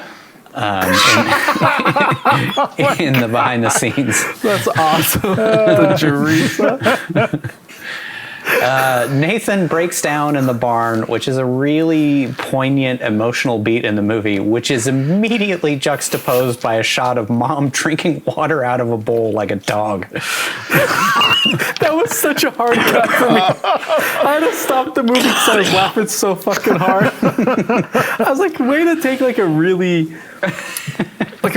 good moment where you start to feel bad for this character because his world is collapsing around him, and like it all just suddenly hits him, and then instantly cut to Mom Jack just all over it, lapping fucking water out of a bowl.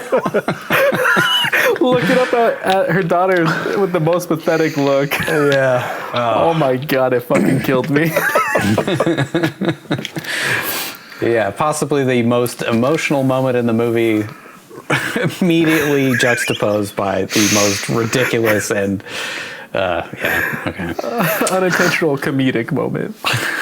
Dad is the picture of everything is under control when he shows back up in the attic, coated in blood, with a shotgun in his hands. He tells the kids to go downstairs and says he's going to handle it. The kids, of course, are, putting 2 and 2 together of what he means by handle it. The kids say goodbye to Mom Jack, and Nathan puts the barrel of the gun to Teresa's head. But instead of pulling the trigger, he leans down and gives her a big old sloppy slime-filled kiss, which is grosser than just about anything else in the whole movie. Like the spittle coming off the slime, like on his lips. Ugh. It's like when you pull apart a Rice Krispies treat, Thanks for ruining Rice Krispie treats, Nigel. Stringy, goopy. Maybe they just coated her with marshmallow and stuff, and that's how they filmed it. He then explains that he's going to go out and find some help, which should be super easy. And then they're going to go on a trip. So everything's fine. Yeah. Everything is fine. I hear Portugal's nice. Nothing to worry about.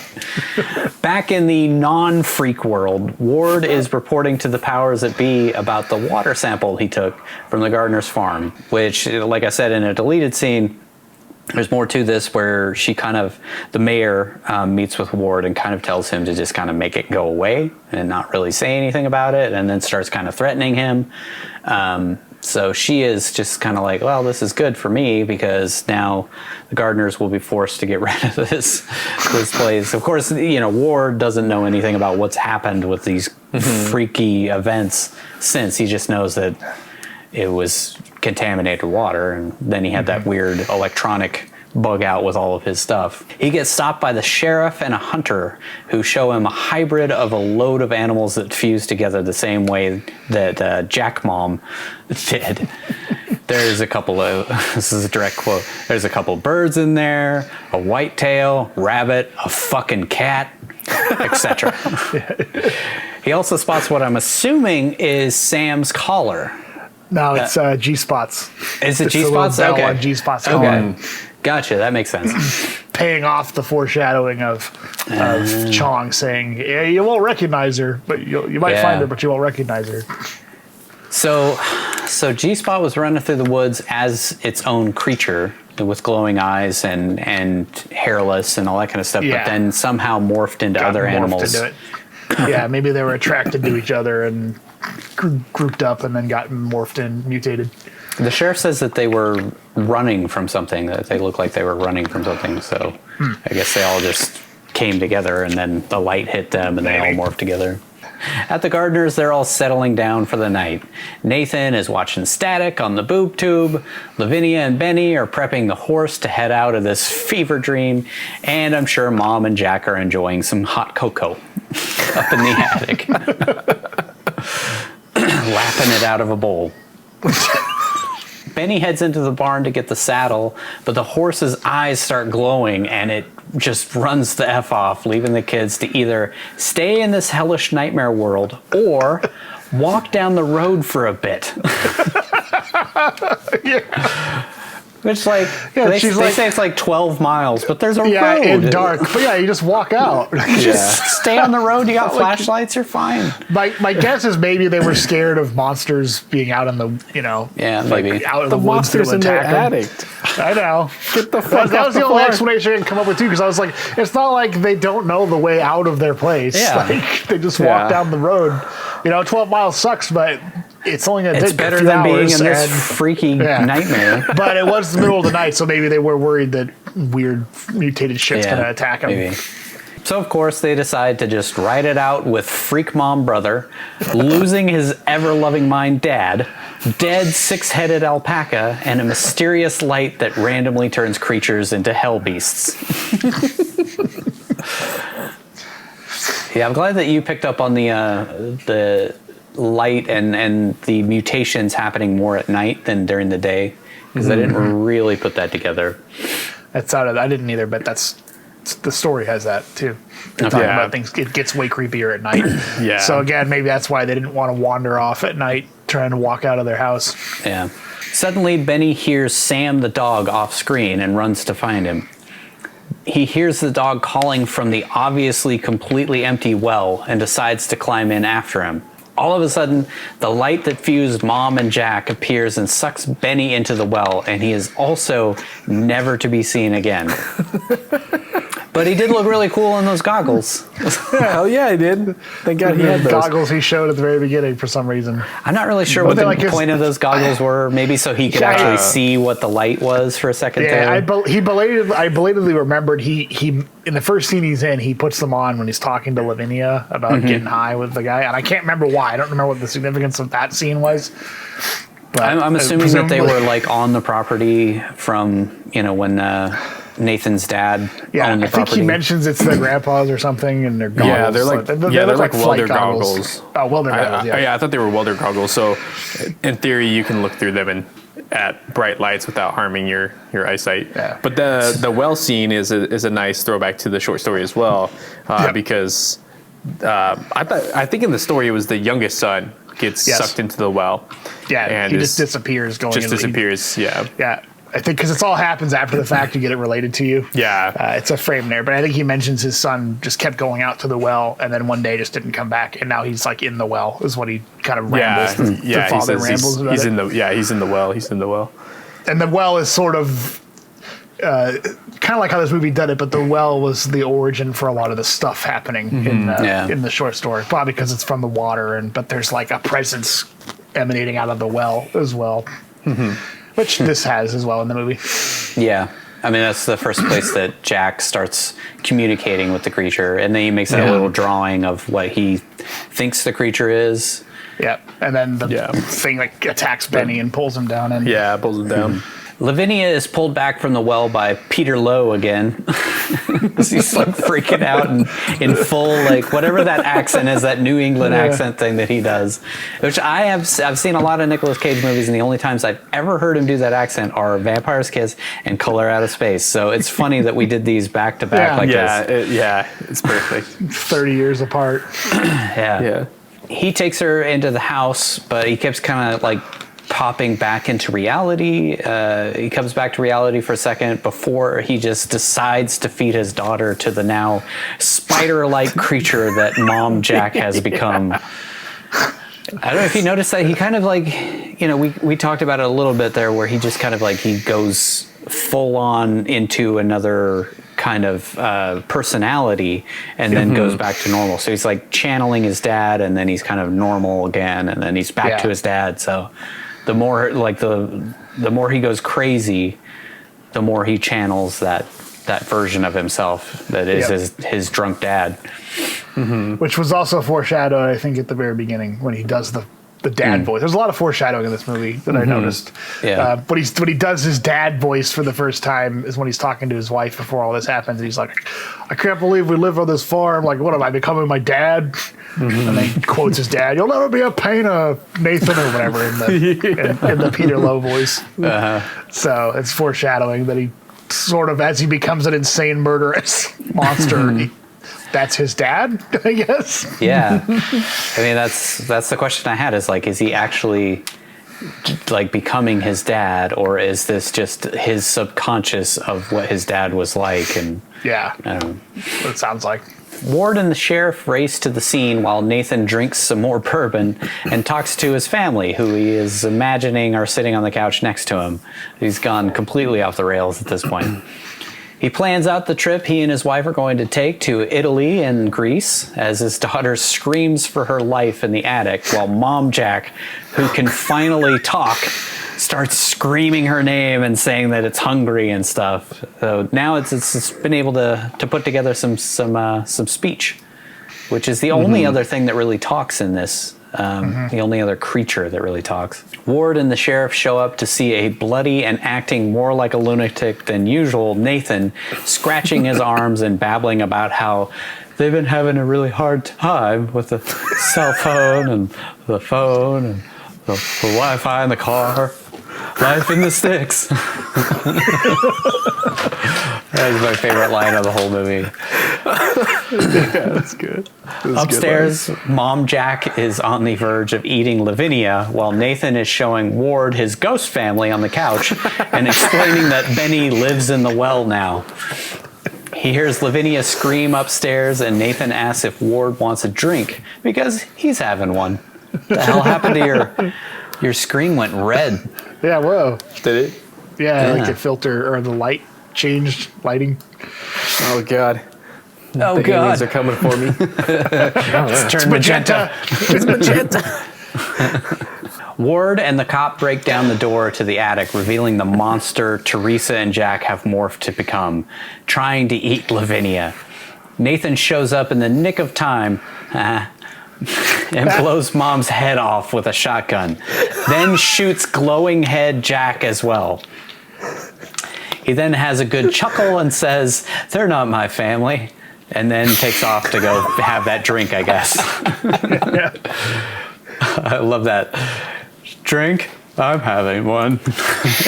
Another amazing line. The light starts coming out of the well, and Nathan, dazzled by it, says, "The color," and aims his gun at Ward, prompting the cop to shoot Nathan, which causes the light to retreat to the well. Which I wasn't really sure what those two things had to do with each other. I guess maybe because Nathan is kind of like part of the consciousness now of that creature.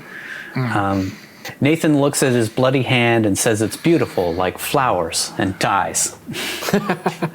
We are now 5 for 5 on Nicolas Cage deaths. Yeah. Technically 6 because he kind of dies a second time in this movie. Yeah.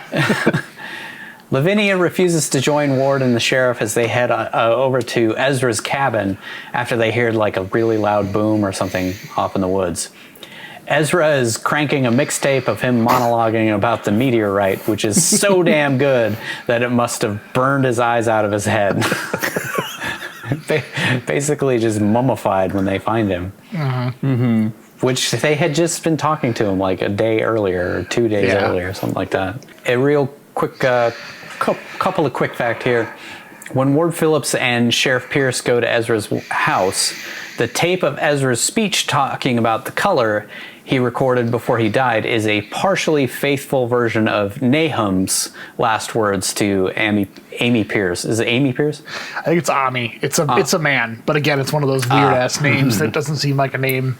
To Ami Pierce in the original short story, so it's almost exactly the same words as what he said and in the I book. think by the time it ends, I reread it again last night. By the time he stops saying the monologue, he doesn't have a face anymore.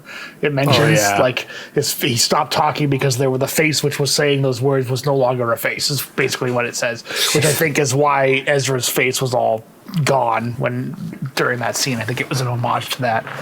But yeah, as Nahum is saying that, he essentially just his face melts off and then he just crumbles into dust by the end of it. Which is sort of what Ezra has happened to him. They used Ezra as that insert to that scene. Basically. Ezra starts turning into light from the inside out, so the sheriff and Ward decide to take off. They also see a bunch of stuff happening on the security cameras, which somehow are miraculously working, even though everything else is not working. The tape deck kind of makes sense. It's like garbled and warbling going in and out, but like that's older technology. Newer technology seems to be more affected by this crazy thing. But I think in the behind the scenes, they said that they wanted to show that even older technology was affected by what was happening. Okay. So the sheriff is sucked up into a tree that is turned into one of the Ents from The Lord of the Rings and is unceremoniously crushed to death. He's just kind of there and then dead. Yeah. I thought that was a nice like Evil Dead reference. The evil tree. Yeah. But also it's a reference to the story. The trees move at night. They don't do anything. That's one of the creepy things that happens. They look outside and they swear the trees are like moving back and forth when it's dark out, but they can't. Oh, man. They can't get a good glimpse of it. That's creepy as hell too. Right. So I thought it was a cool way that they managed to throw that into the movie just a little bit too. Yeah. It's a lot of good creep factor in this movie. Back at that damned MacGuffin well, it is glowing magenta and Lavinia is staring down into the light. Ward tries to get her attention, but she is also now glowing from the inside out. She looks him in the eyes and suddenly he sees what we can assume is the alien from the meteorite's homeworld.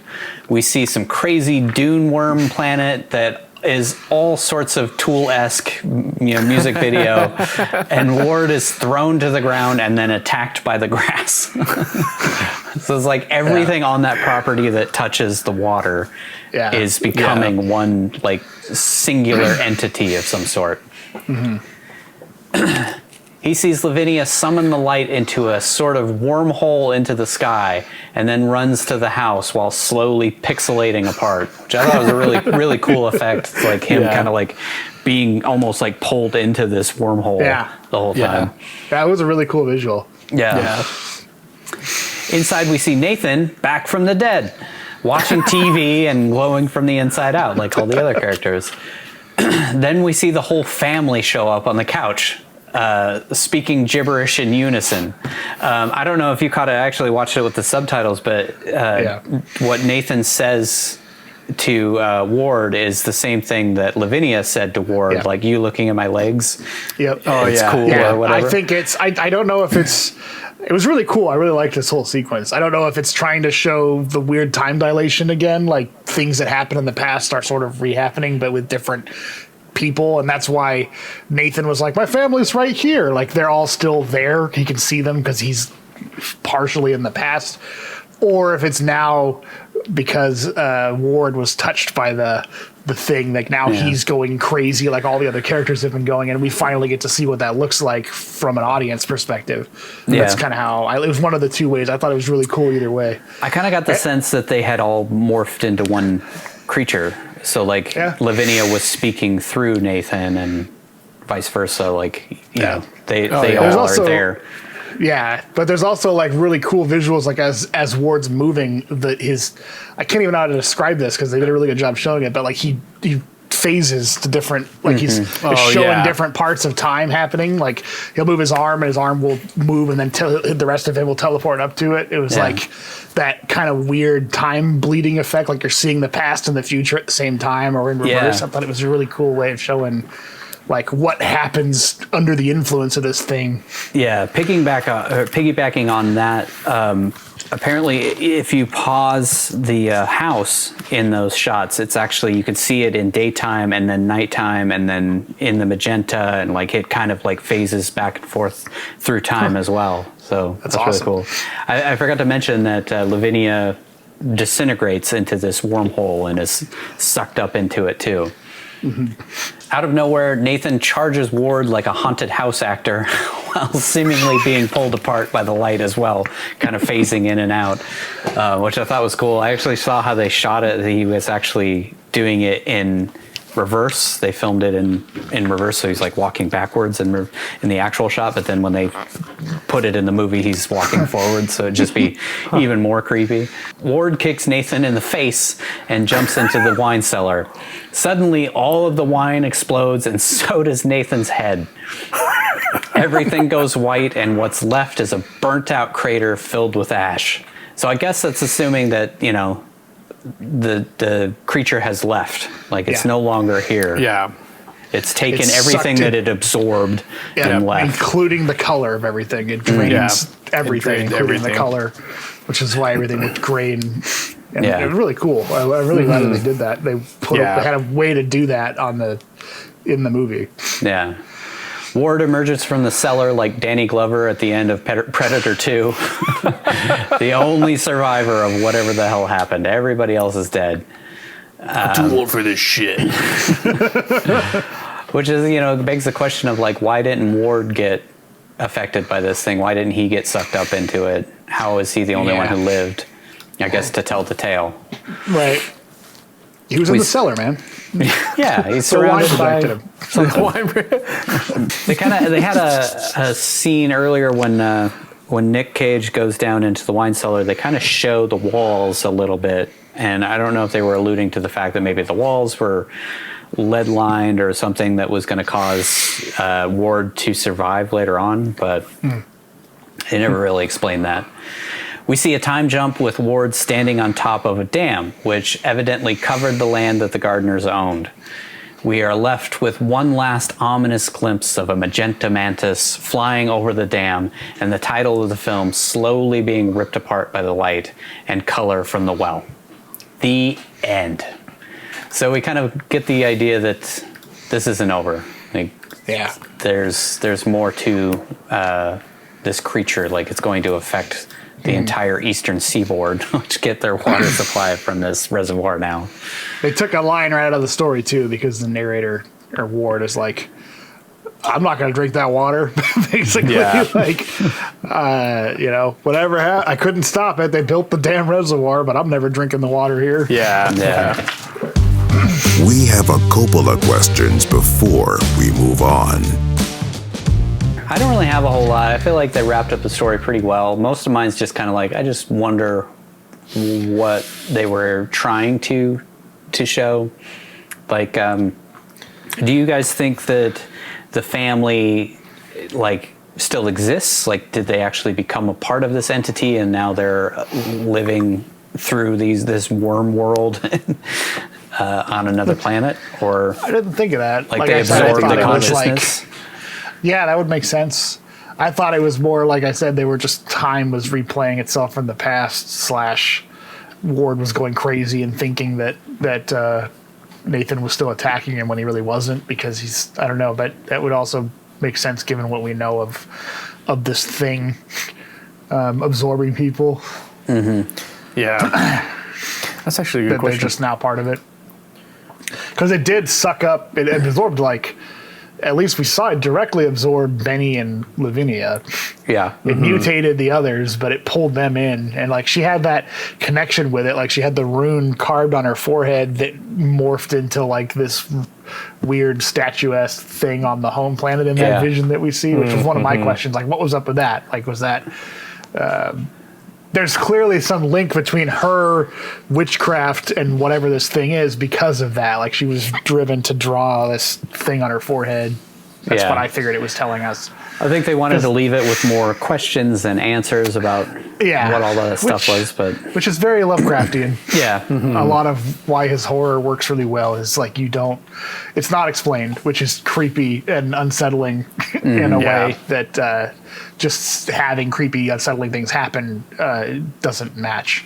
But the unexplainable and the unexplained, I guess, creates like a more sense of a horror than if you just saw what was going on and everything was laid out perfectly at the end, which I'm kind of glad they did. I was kind of upset that they were showing as much as they showed with like it's an alien creature trying to make its home, this look like its home world and stuff, because like none of that is explained in the original story again. And I think what I like about the story is that they don't explain that. It's just this thing crashes onto the farm and all this weird shit happens.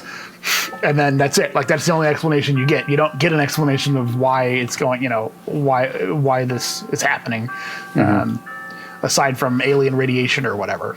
Yeah.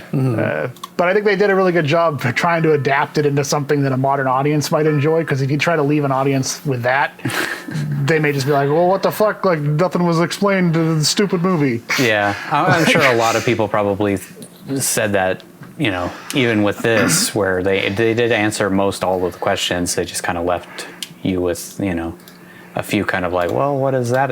What's that supposed to mean? Right. Yeah. But yeah. What do you think happened to the creatures that made it out of this crater? Like, some of the creatures must have survived. Like the horse. The horse was running down the road. Wasn't turned inside out at that point, at least. Do you think that these creatures live on after? Maybe they keep spreading the color to different places that they go to. Yeah. Like it lives on and continues to erupt, because we saw it come from the alpacas out and hit Mom and Jack. Yeah. Or Teresa and Jack. So maybe what was the horse's name? Comet. Yeah, that's Comet. right. Would continue to mutate eventually, and then light would shoot out of him to some other animal or some other person and continue the infection. Yeah. That's kind of what I think would happen. So the hell beast creature that they found, that the sheriff found, that was like the bat or the birds and the cat and deer and all that kind of stuff put together, did they shoot it, or did it just naturally die because it couldn't live with all of those creatures morphed together? Because, that could be a question of, like, do these creatures eventually just die on their own? They can't sustain themselves. Yeah, especially when the entity itself is taken off to another planet. Maybe they no longer have power anymore. Maybe. Yeah, that's a good point. Yeah, I bet they probably just died. Because I think, like I said, I thought the whole point, or my perception of it was, or understanding is that it's drawing energy from everything around it, trying to get enough health or energy to then be able to rocket back out. Yeah. So yeah, I don't know. I think eventually they end up dying because they don't have a way to sustain themselves. Like that energy's gone, so now they're kind of left out on their own. Yeah. Mine again was like, what did witchcraft have to do with anything? Same. Like, why was she a witch? But I guess now in talking this that I realized it was creating some link between maybe the witchcraft and the events of the film. Like you said, every time she did a ritual, something happened relating to this. Like she does the ritual the first day and the meteorite crashes, and then she does the carving the symbols into her ritual, and that sort of kicks off the climax of the movie where everything steps it up a notch. There was a bit in the behind the scenes where they talked about her doing that little ceremony at the beginning, and it being interrupted might have actually caused the meteorite to land on their property in the first place. Yeah, because she does say, "Oh, thanks for ruining my ritual" or whatever to Ward. So yeah, that could. Yeah, and then she does when she's doing the second ritual, she's asking for protection, right? Like from whatever the thing is. So maybe that's why it grabbed her and took her, like it protected her in the way that it just absorbed her into it and not mutating her into a horrible abomination thing and then leaving with her. Yeah. So well, part of her ritual is that she wanted to be taken away from this place because she hates it so much, right, and she was definitely taken away from this place. Yeah. So maybe that's what it was. It was like it took her energy to actually leave. Instead of leaving and everything else and just turned into a horrible abomination that can't sustain itself on this planet, but maybe with her it absorbed her into it and then took off. That's a cool little link I hadn't thought about. Yeah. Same. My other question was like, why was Ezra in the movie? Like, because it's again, why do they have this weird squatter just living on their land that they don't seem to do anything about, and he just sort of lives there and that's it. It's just he just seems like because he doesn't exist in the story. In the story, it's a frame narrative, so it's the narrator telling the story, and he's relaying it from Amy Pierce or Ami Pierce, who is just an old farmer who happened to live in the valley when all this happened, because it happened like 40 years in the past. And he's the one that actually witnesses everything with the Gardner's family. He witnesses the light coming out of the sky at the end when the light sucks everything up and takes off, and then he tells the story to the narrator, I guess Ward, in this. But clearly that's why the sheriff was named Sheriff Pierce, who was named after Amy Pierce. So Ezra was a completely different character. I thought that they were adapting Amy or Ami or whatever to Ezra's character, because he's like a creepy old kook who still lives out there. But yeah, I don't really know why else he was in the story other than to deliver exposition and have that Tommy Chong cameo. I feel like it was exposition. I don't know why there's always this trope in movies of like old hippies who did tons of acid, like somehow have all of the answers and can talk to the aliens or whatever is trying to harm them. That's something I've seen many times in movies. But yeah, I don't know exactly what the point of that was. I think they just wanted somebody to add a little bit of creep factor to the movie. Like he's 3 steps ahead of everybody throughout this whole thing. He kind of knows something crazy is going on immediately once the meteorite lands. I guess you kind of need that for modern movies. Like you need somebody to explain something. And when you're dealing with something like this where there is no explanation that's fully spelled out, the best you can do is have a hippie guy who knows about space and the Earth, man. Do a little drug rant of some sort. Yeah, my only other question that we already touched on was, what was the point of having the mayor be in the movie at all? I think just, to do the reservoir, like we have to know that reservoir is coming, and that there's conflict between her and Nathan about him selling off the land that he clearly didn't really want all that much because it reminds him of his father and stuff. And she wanted to buy it outright so that she could put this reservoir in. It seems like that was her just showing up when the meteorite landed. Just makes no sense. Why would the mayor go? Like that, her character was a side effect of adapting this story to take place not only in modern time but like in real time, I guess, because the original framing of it is that the narrator is a surveyor who's coming through this area long after everybody else has abandoned it because of the stuff that happened. So it's uninhabitable. So he's going through just surveying the land, and he happens to meet up with Amy Pierce, who tells him this story of what happened 40 years ago. And he goes back to his superiors and it's like, some fucked up shit happened about 40, 50 years ago, and that's why everything's gray and nothing grows there, but go ahead and build your reservoir. And then that's where they do. But because this movie takes place, they wanted to include the reservoir side plot, but also the stuff's happening during the events of the movie instead of happening 50 years ago that we're now learning about. Yeah. You had to sort of create that tension, I guess, or explanation between like the mayor wanting to create the reservoir and the Gardner family being the holdouts that are getting in the way of that. Yeah. Yeah, I guess Just that's true. create some more conflict. Yeah, Yeah. that really ends up going nowhere because he gets absorbed by the light, and Right. I bet he wishes he would have sold that damn property now. Yeah. Well, I mean, if he would have sold the property, then the meteorite would have landed into the water supply immediately and just really destroyed everything. Yeah, The whole eastern seaboard. Yeah.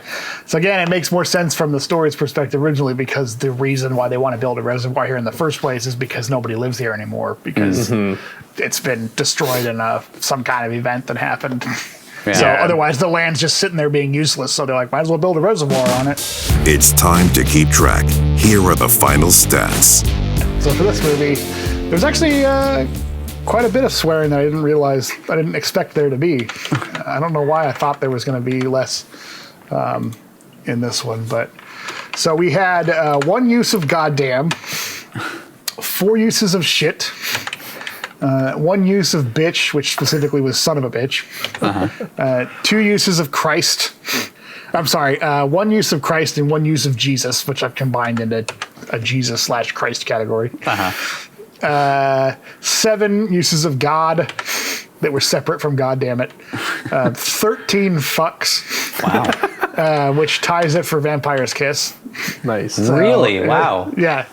It's unexpected. Nowhere close to Deadfall, but yeah, the same amount of fucks in Vampire's Kiss as in Color Out of Space. Filthy fucking So- lying. So another weird link between Vampire's Kiss and Color Out of Space. Yeah. And 4 Nice. cocksuckers. Which I've categorized as just cock. Those are all in the car, right?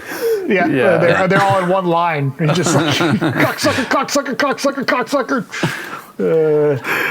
And I think the only other use of cock was in Grand Isle when he mentions getting his cock sucked. Cock sucked. What's the grand total for this Grand one? total. Hang on. That brings it to 32. 32 in this movie. Grand total is up to 157. Across the 157. 5 movies. 5 movies. Damn. That's a healthy amount of cursing.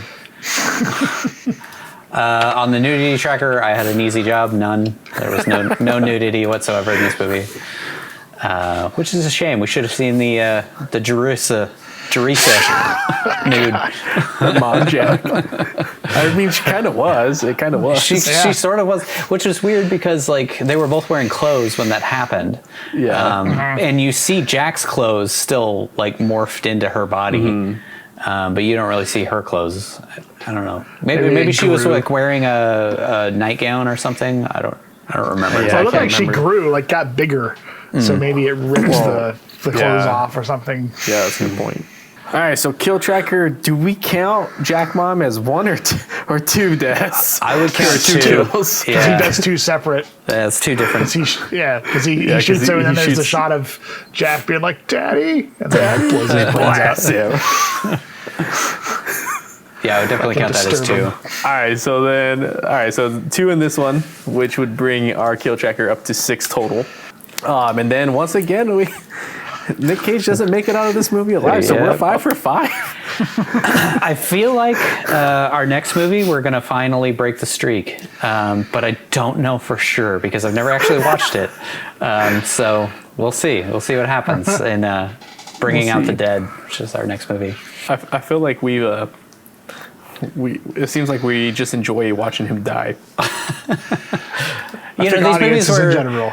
they were picked completely at random. I just picked like one from each decade for the first season, and you know, I had no idea that we'd be 5 for 5 on Nic Cage deaths at this point.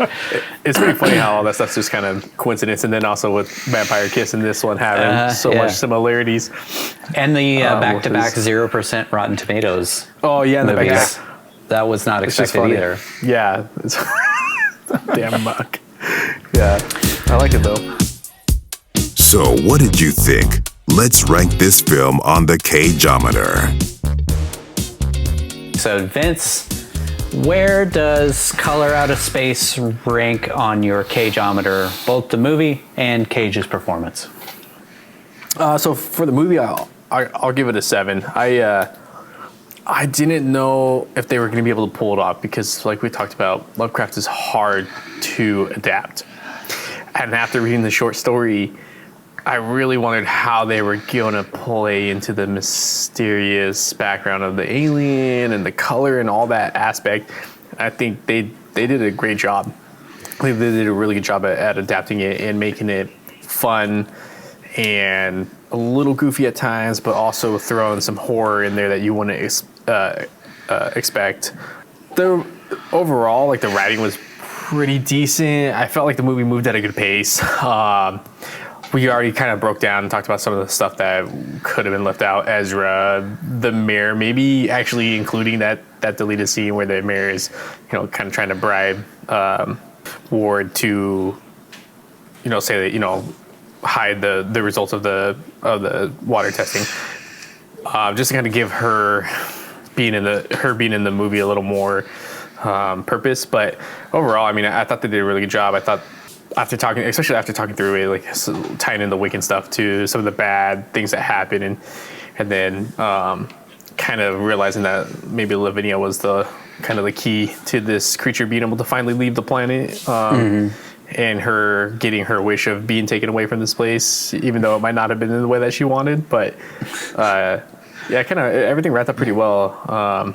And the little Easter eggs to the original short story, and even HP with naming the narrator after him, I thought it was a really nice little kiss to the original story. So, yeah. 7 for the movie. For Cage, I'd say I'll give him a 7 too. I really dug the calm demeanor he had at the beginning. He kind of did feel like that guy that was trying to be a dad. And it was awkward, awkwardness with his kids and all that stuff, but trying to still be fun. And then now that I know, it makes a lot more sense. Like, he starts to kind of devolve back into that Peter Lowe mentality, and watching him slide into that was fun. And then it's always fun watching him go crazy, pounding on the car.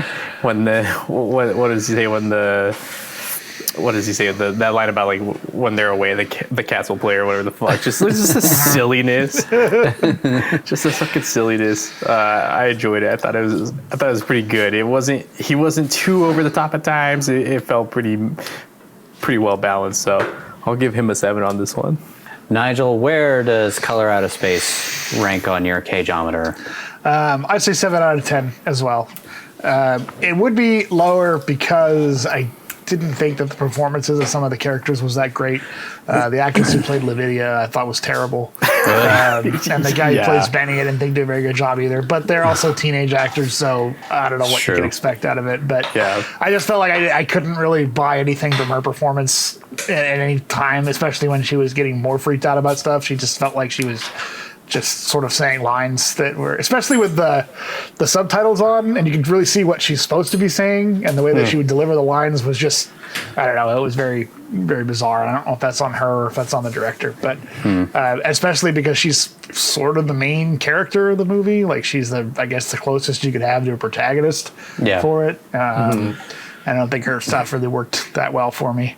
And then again, there's weird things like the stuff with the mayor and the Ezra's character being completely not really necessary for what was going on. And then the visuals not being the greatest, but I thought they were pretty good for apparently a less than $10 million budget. So I'll give that one a pass. Especially knowing that the director hadn't done anything for 24 years and the cinematographer did music videos. So it's actually very impressive what they were able to do. And again, I see now moving into the good. I really liked the visuals that they did with the color, just having to film something that's indescribable.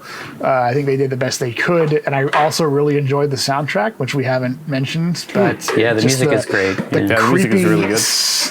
The synth had a lot of synth, which I really enjoy, but just the creepy discordant synth that they had playing over stuff and blaring over things that just added again to that sense of unease and oppressiveness of what's going on around the whole story, and that sense of doom pervading the whole thing, which again it leads into this was a really good adaptation of a Lovecraft story. And I haven't read a lot of Lovecraft, I haven't watched a lot of Lovecraft, but I felt that this did nail what he was going for in the original sense of a horror based on a science fiction story that, the fear of the unknown and people put into completely horrifying and bizarre circumstances. So without a clear antagonist or an explanation for what was going on, and it seemed to juggle all that pretty well. And also, it was pretty much a retelling of what happened in the story, right down to his mom going up and being put in the attic with his son, which was also mutated. And then, it doesn't really describe what happens to them, but it says that it's something unmentionable or unspeakable, and you're supposed to, infer what that means, which on film, a mom being melded by her son into some agonizing abomination is pretty unspeakable and horrible. And like we said, it was really disturbing to watch. So I'm surprised that was actually in the short story. I don't know why, but I just assumed that part wasn't actually in it. I don't believe that them being a fused together thing was, but what happened to his wife is basically described as being something that you can't even describe because it's so horrible. So they did a really good job of Lovecraft's go-to that. of I can't describe it. Yeah, but it works really well in a written thing because now your imagination can come up with horrible things. And then in I think horror standard, like body horror is one of those ways that you would create that unmentionable visual.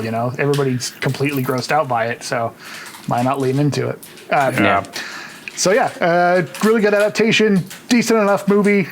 Had some negatives about it, so it's not super great, but I put it at a 7. Better than average, in good territory. Yeah. Nic Cage's performance, I give that one a 6 out of 10. I think it was above average, but not on an elevated level of being all that good. I just thought there were times where he kind of seemed like he was phoning it in a little bit. His delivery of certain stuff seemed odd and not like how a normal person would react to certain things. That's Nic Cage, though. Yeah, I was gonna say that's who he is. Yeah, but I just think I found myself asking as I watched it, if this movie wasn't with Nicolas Cage, would it be a different movie? And I felt like there was not really a need for him to be in this movie to be as Nic Cage. They didn't allow him to do as much Nic Cagey freak out stuff. And what he did, I thought was kind of subdued. Punching the car was great, calling a cocksucker, but I think that was the most freak out we got out of it. And, so again, I mean, he did fine. I'm not going to say he did a bad job of it, so I'm not giving him a low grade on it. But I just say it was slightly above average, but nothing too spectacular. Yeah. On my Cageometer, I also rated it a 7, so we have 7s across the board. I thought it was a great adaptation. It's definitely not a perfect movie, but it's kind of hard to look away throughout the whole movie. I feel like the whole movie is really engaging. I mean, this movie's kind of long. I think it's hour 40 something, but it holds your attention through the whole thing. And I didn't have as many issues with the performance. I thought Lavinia did okay, but wasn't amazing. But they're kid actors, like you said. It's kind of hard to expect perfection from them. I love the music. Obviously, I think the music is... Without the music, I actually watched the deleted scenes, and there's no music in the deleted scenes, and it's just dead. I don't know. I feel like the music adds so much to the whole movie. And then the visuals, which I thought were pretty amazing throughout the whole thing. I feel like that's the strong point of the whole movie. For the budget and what they had to work with, I feel like they did such a great job. And that dude shooting music videos, he was the perfect choice. Yeah. Perfect choice to shoot it. It feels like a music video through half the thing. As far as like Lovecraft adaptations, this is easily the best one that I've seen, at least. I've seen a few. I haven't watched the Lovecraft TV show. What was that called? Lovecraft Nation? Lovecraft Country. Lovecraft Country. Lovecraft Country. I haven't seen that yet, but as far as like, like Dagon and other Lovecraft movies that I've seen in the past, they definitely didn't do as good of a job as this one. As far as Nic Cage, I would say the same thing that you said. Like, it didn't really feel necessary to have Nic Cage in this movie. I feel like they put Nic Cage in this movie because he had been in Mandy, and it's the same producers, and they really liked his performance in that. And Nic Cage is a bankable star, and I think that this movie kind of needed that, but it didn't necessarily need Nic Cage. You could have put a million other actors in that role. He kind of, in some points, like detracts from the story because of how freaking weird and over the top and just zany he is. But we, of course, on this show love that. That's like that's the thing. That's why we're watching all these movies, is because Nic Cage, every time out of the gates, does something you're not expecting, and this movie is no different. He did a lot of things I wasn't expecting throughout the whole movie. So yeah, I gave him a 6 out of 10 on that. So yeah, I think we're 7s across the board for the movie, and then a little over a 6. Yeah, for Nic Cage's performance.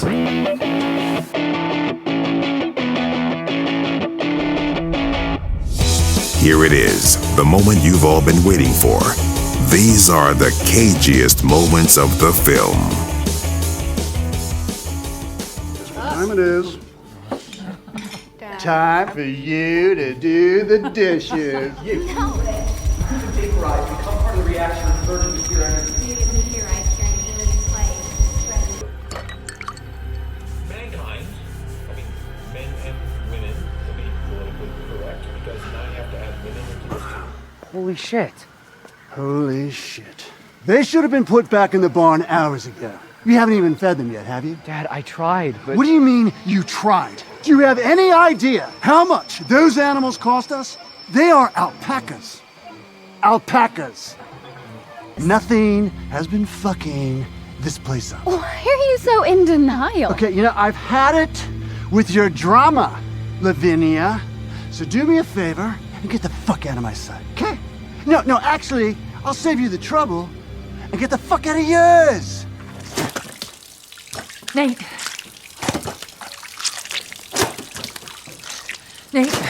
are you listening to me? I did everything I was supposed to do. I followed every fucking rule in the book. In the end, they still fucking taste like shit. So you know what? Fuck that. Okay, coming up. You know what? Okay. Stop it! Stop! Slam dunk.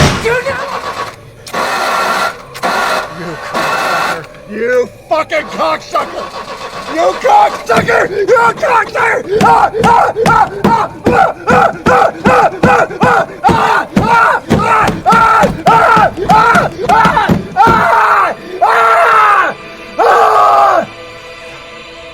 Benny lives in the well now.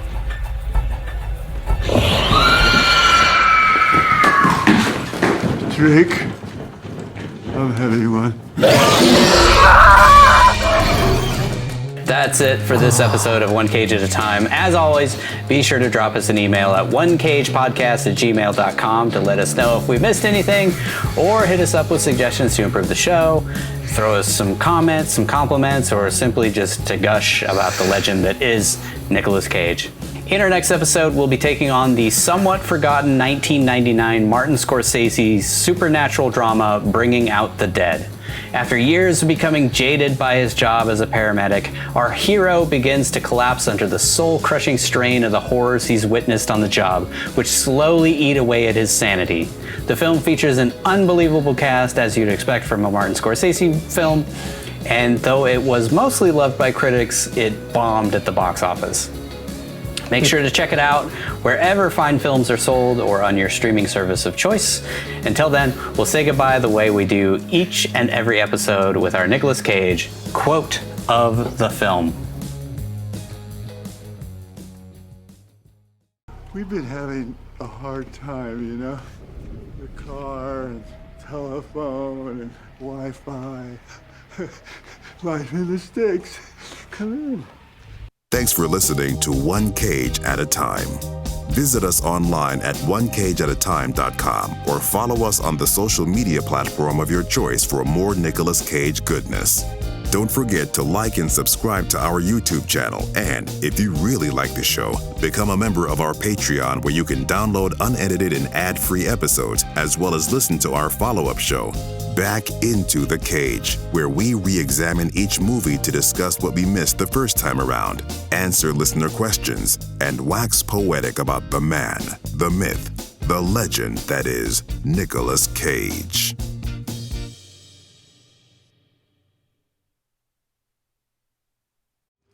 Where's Sam?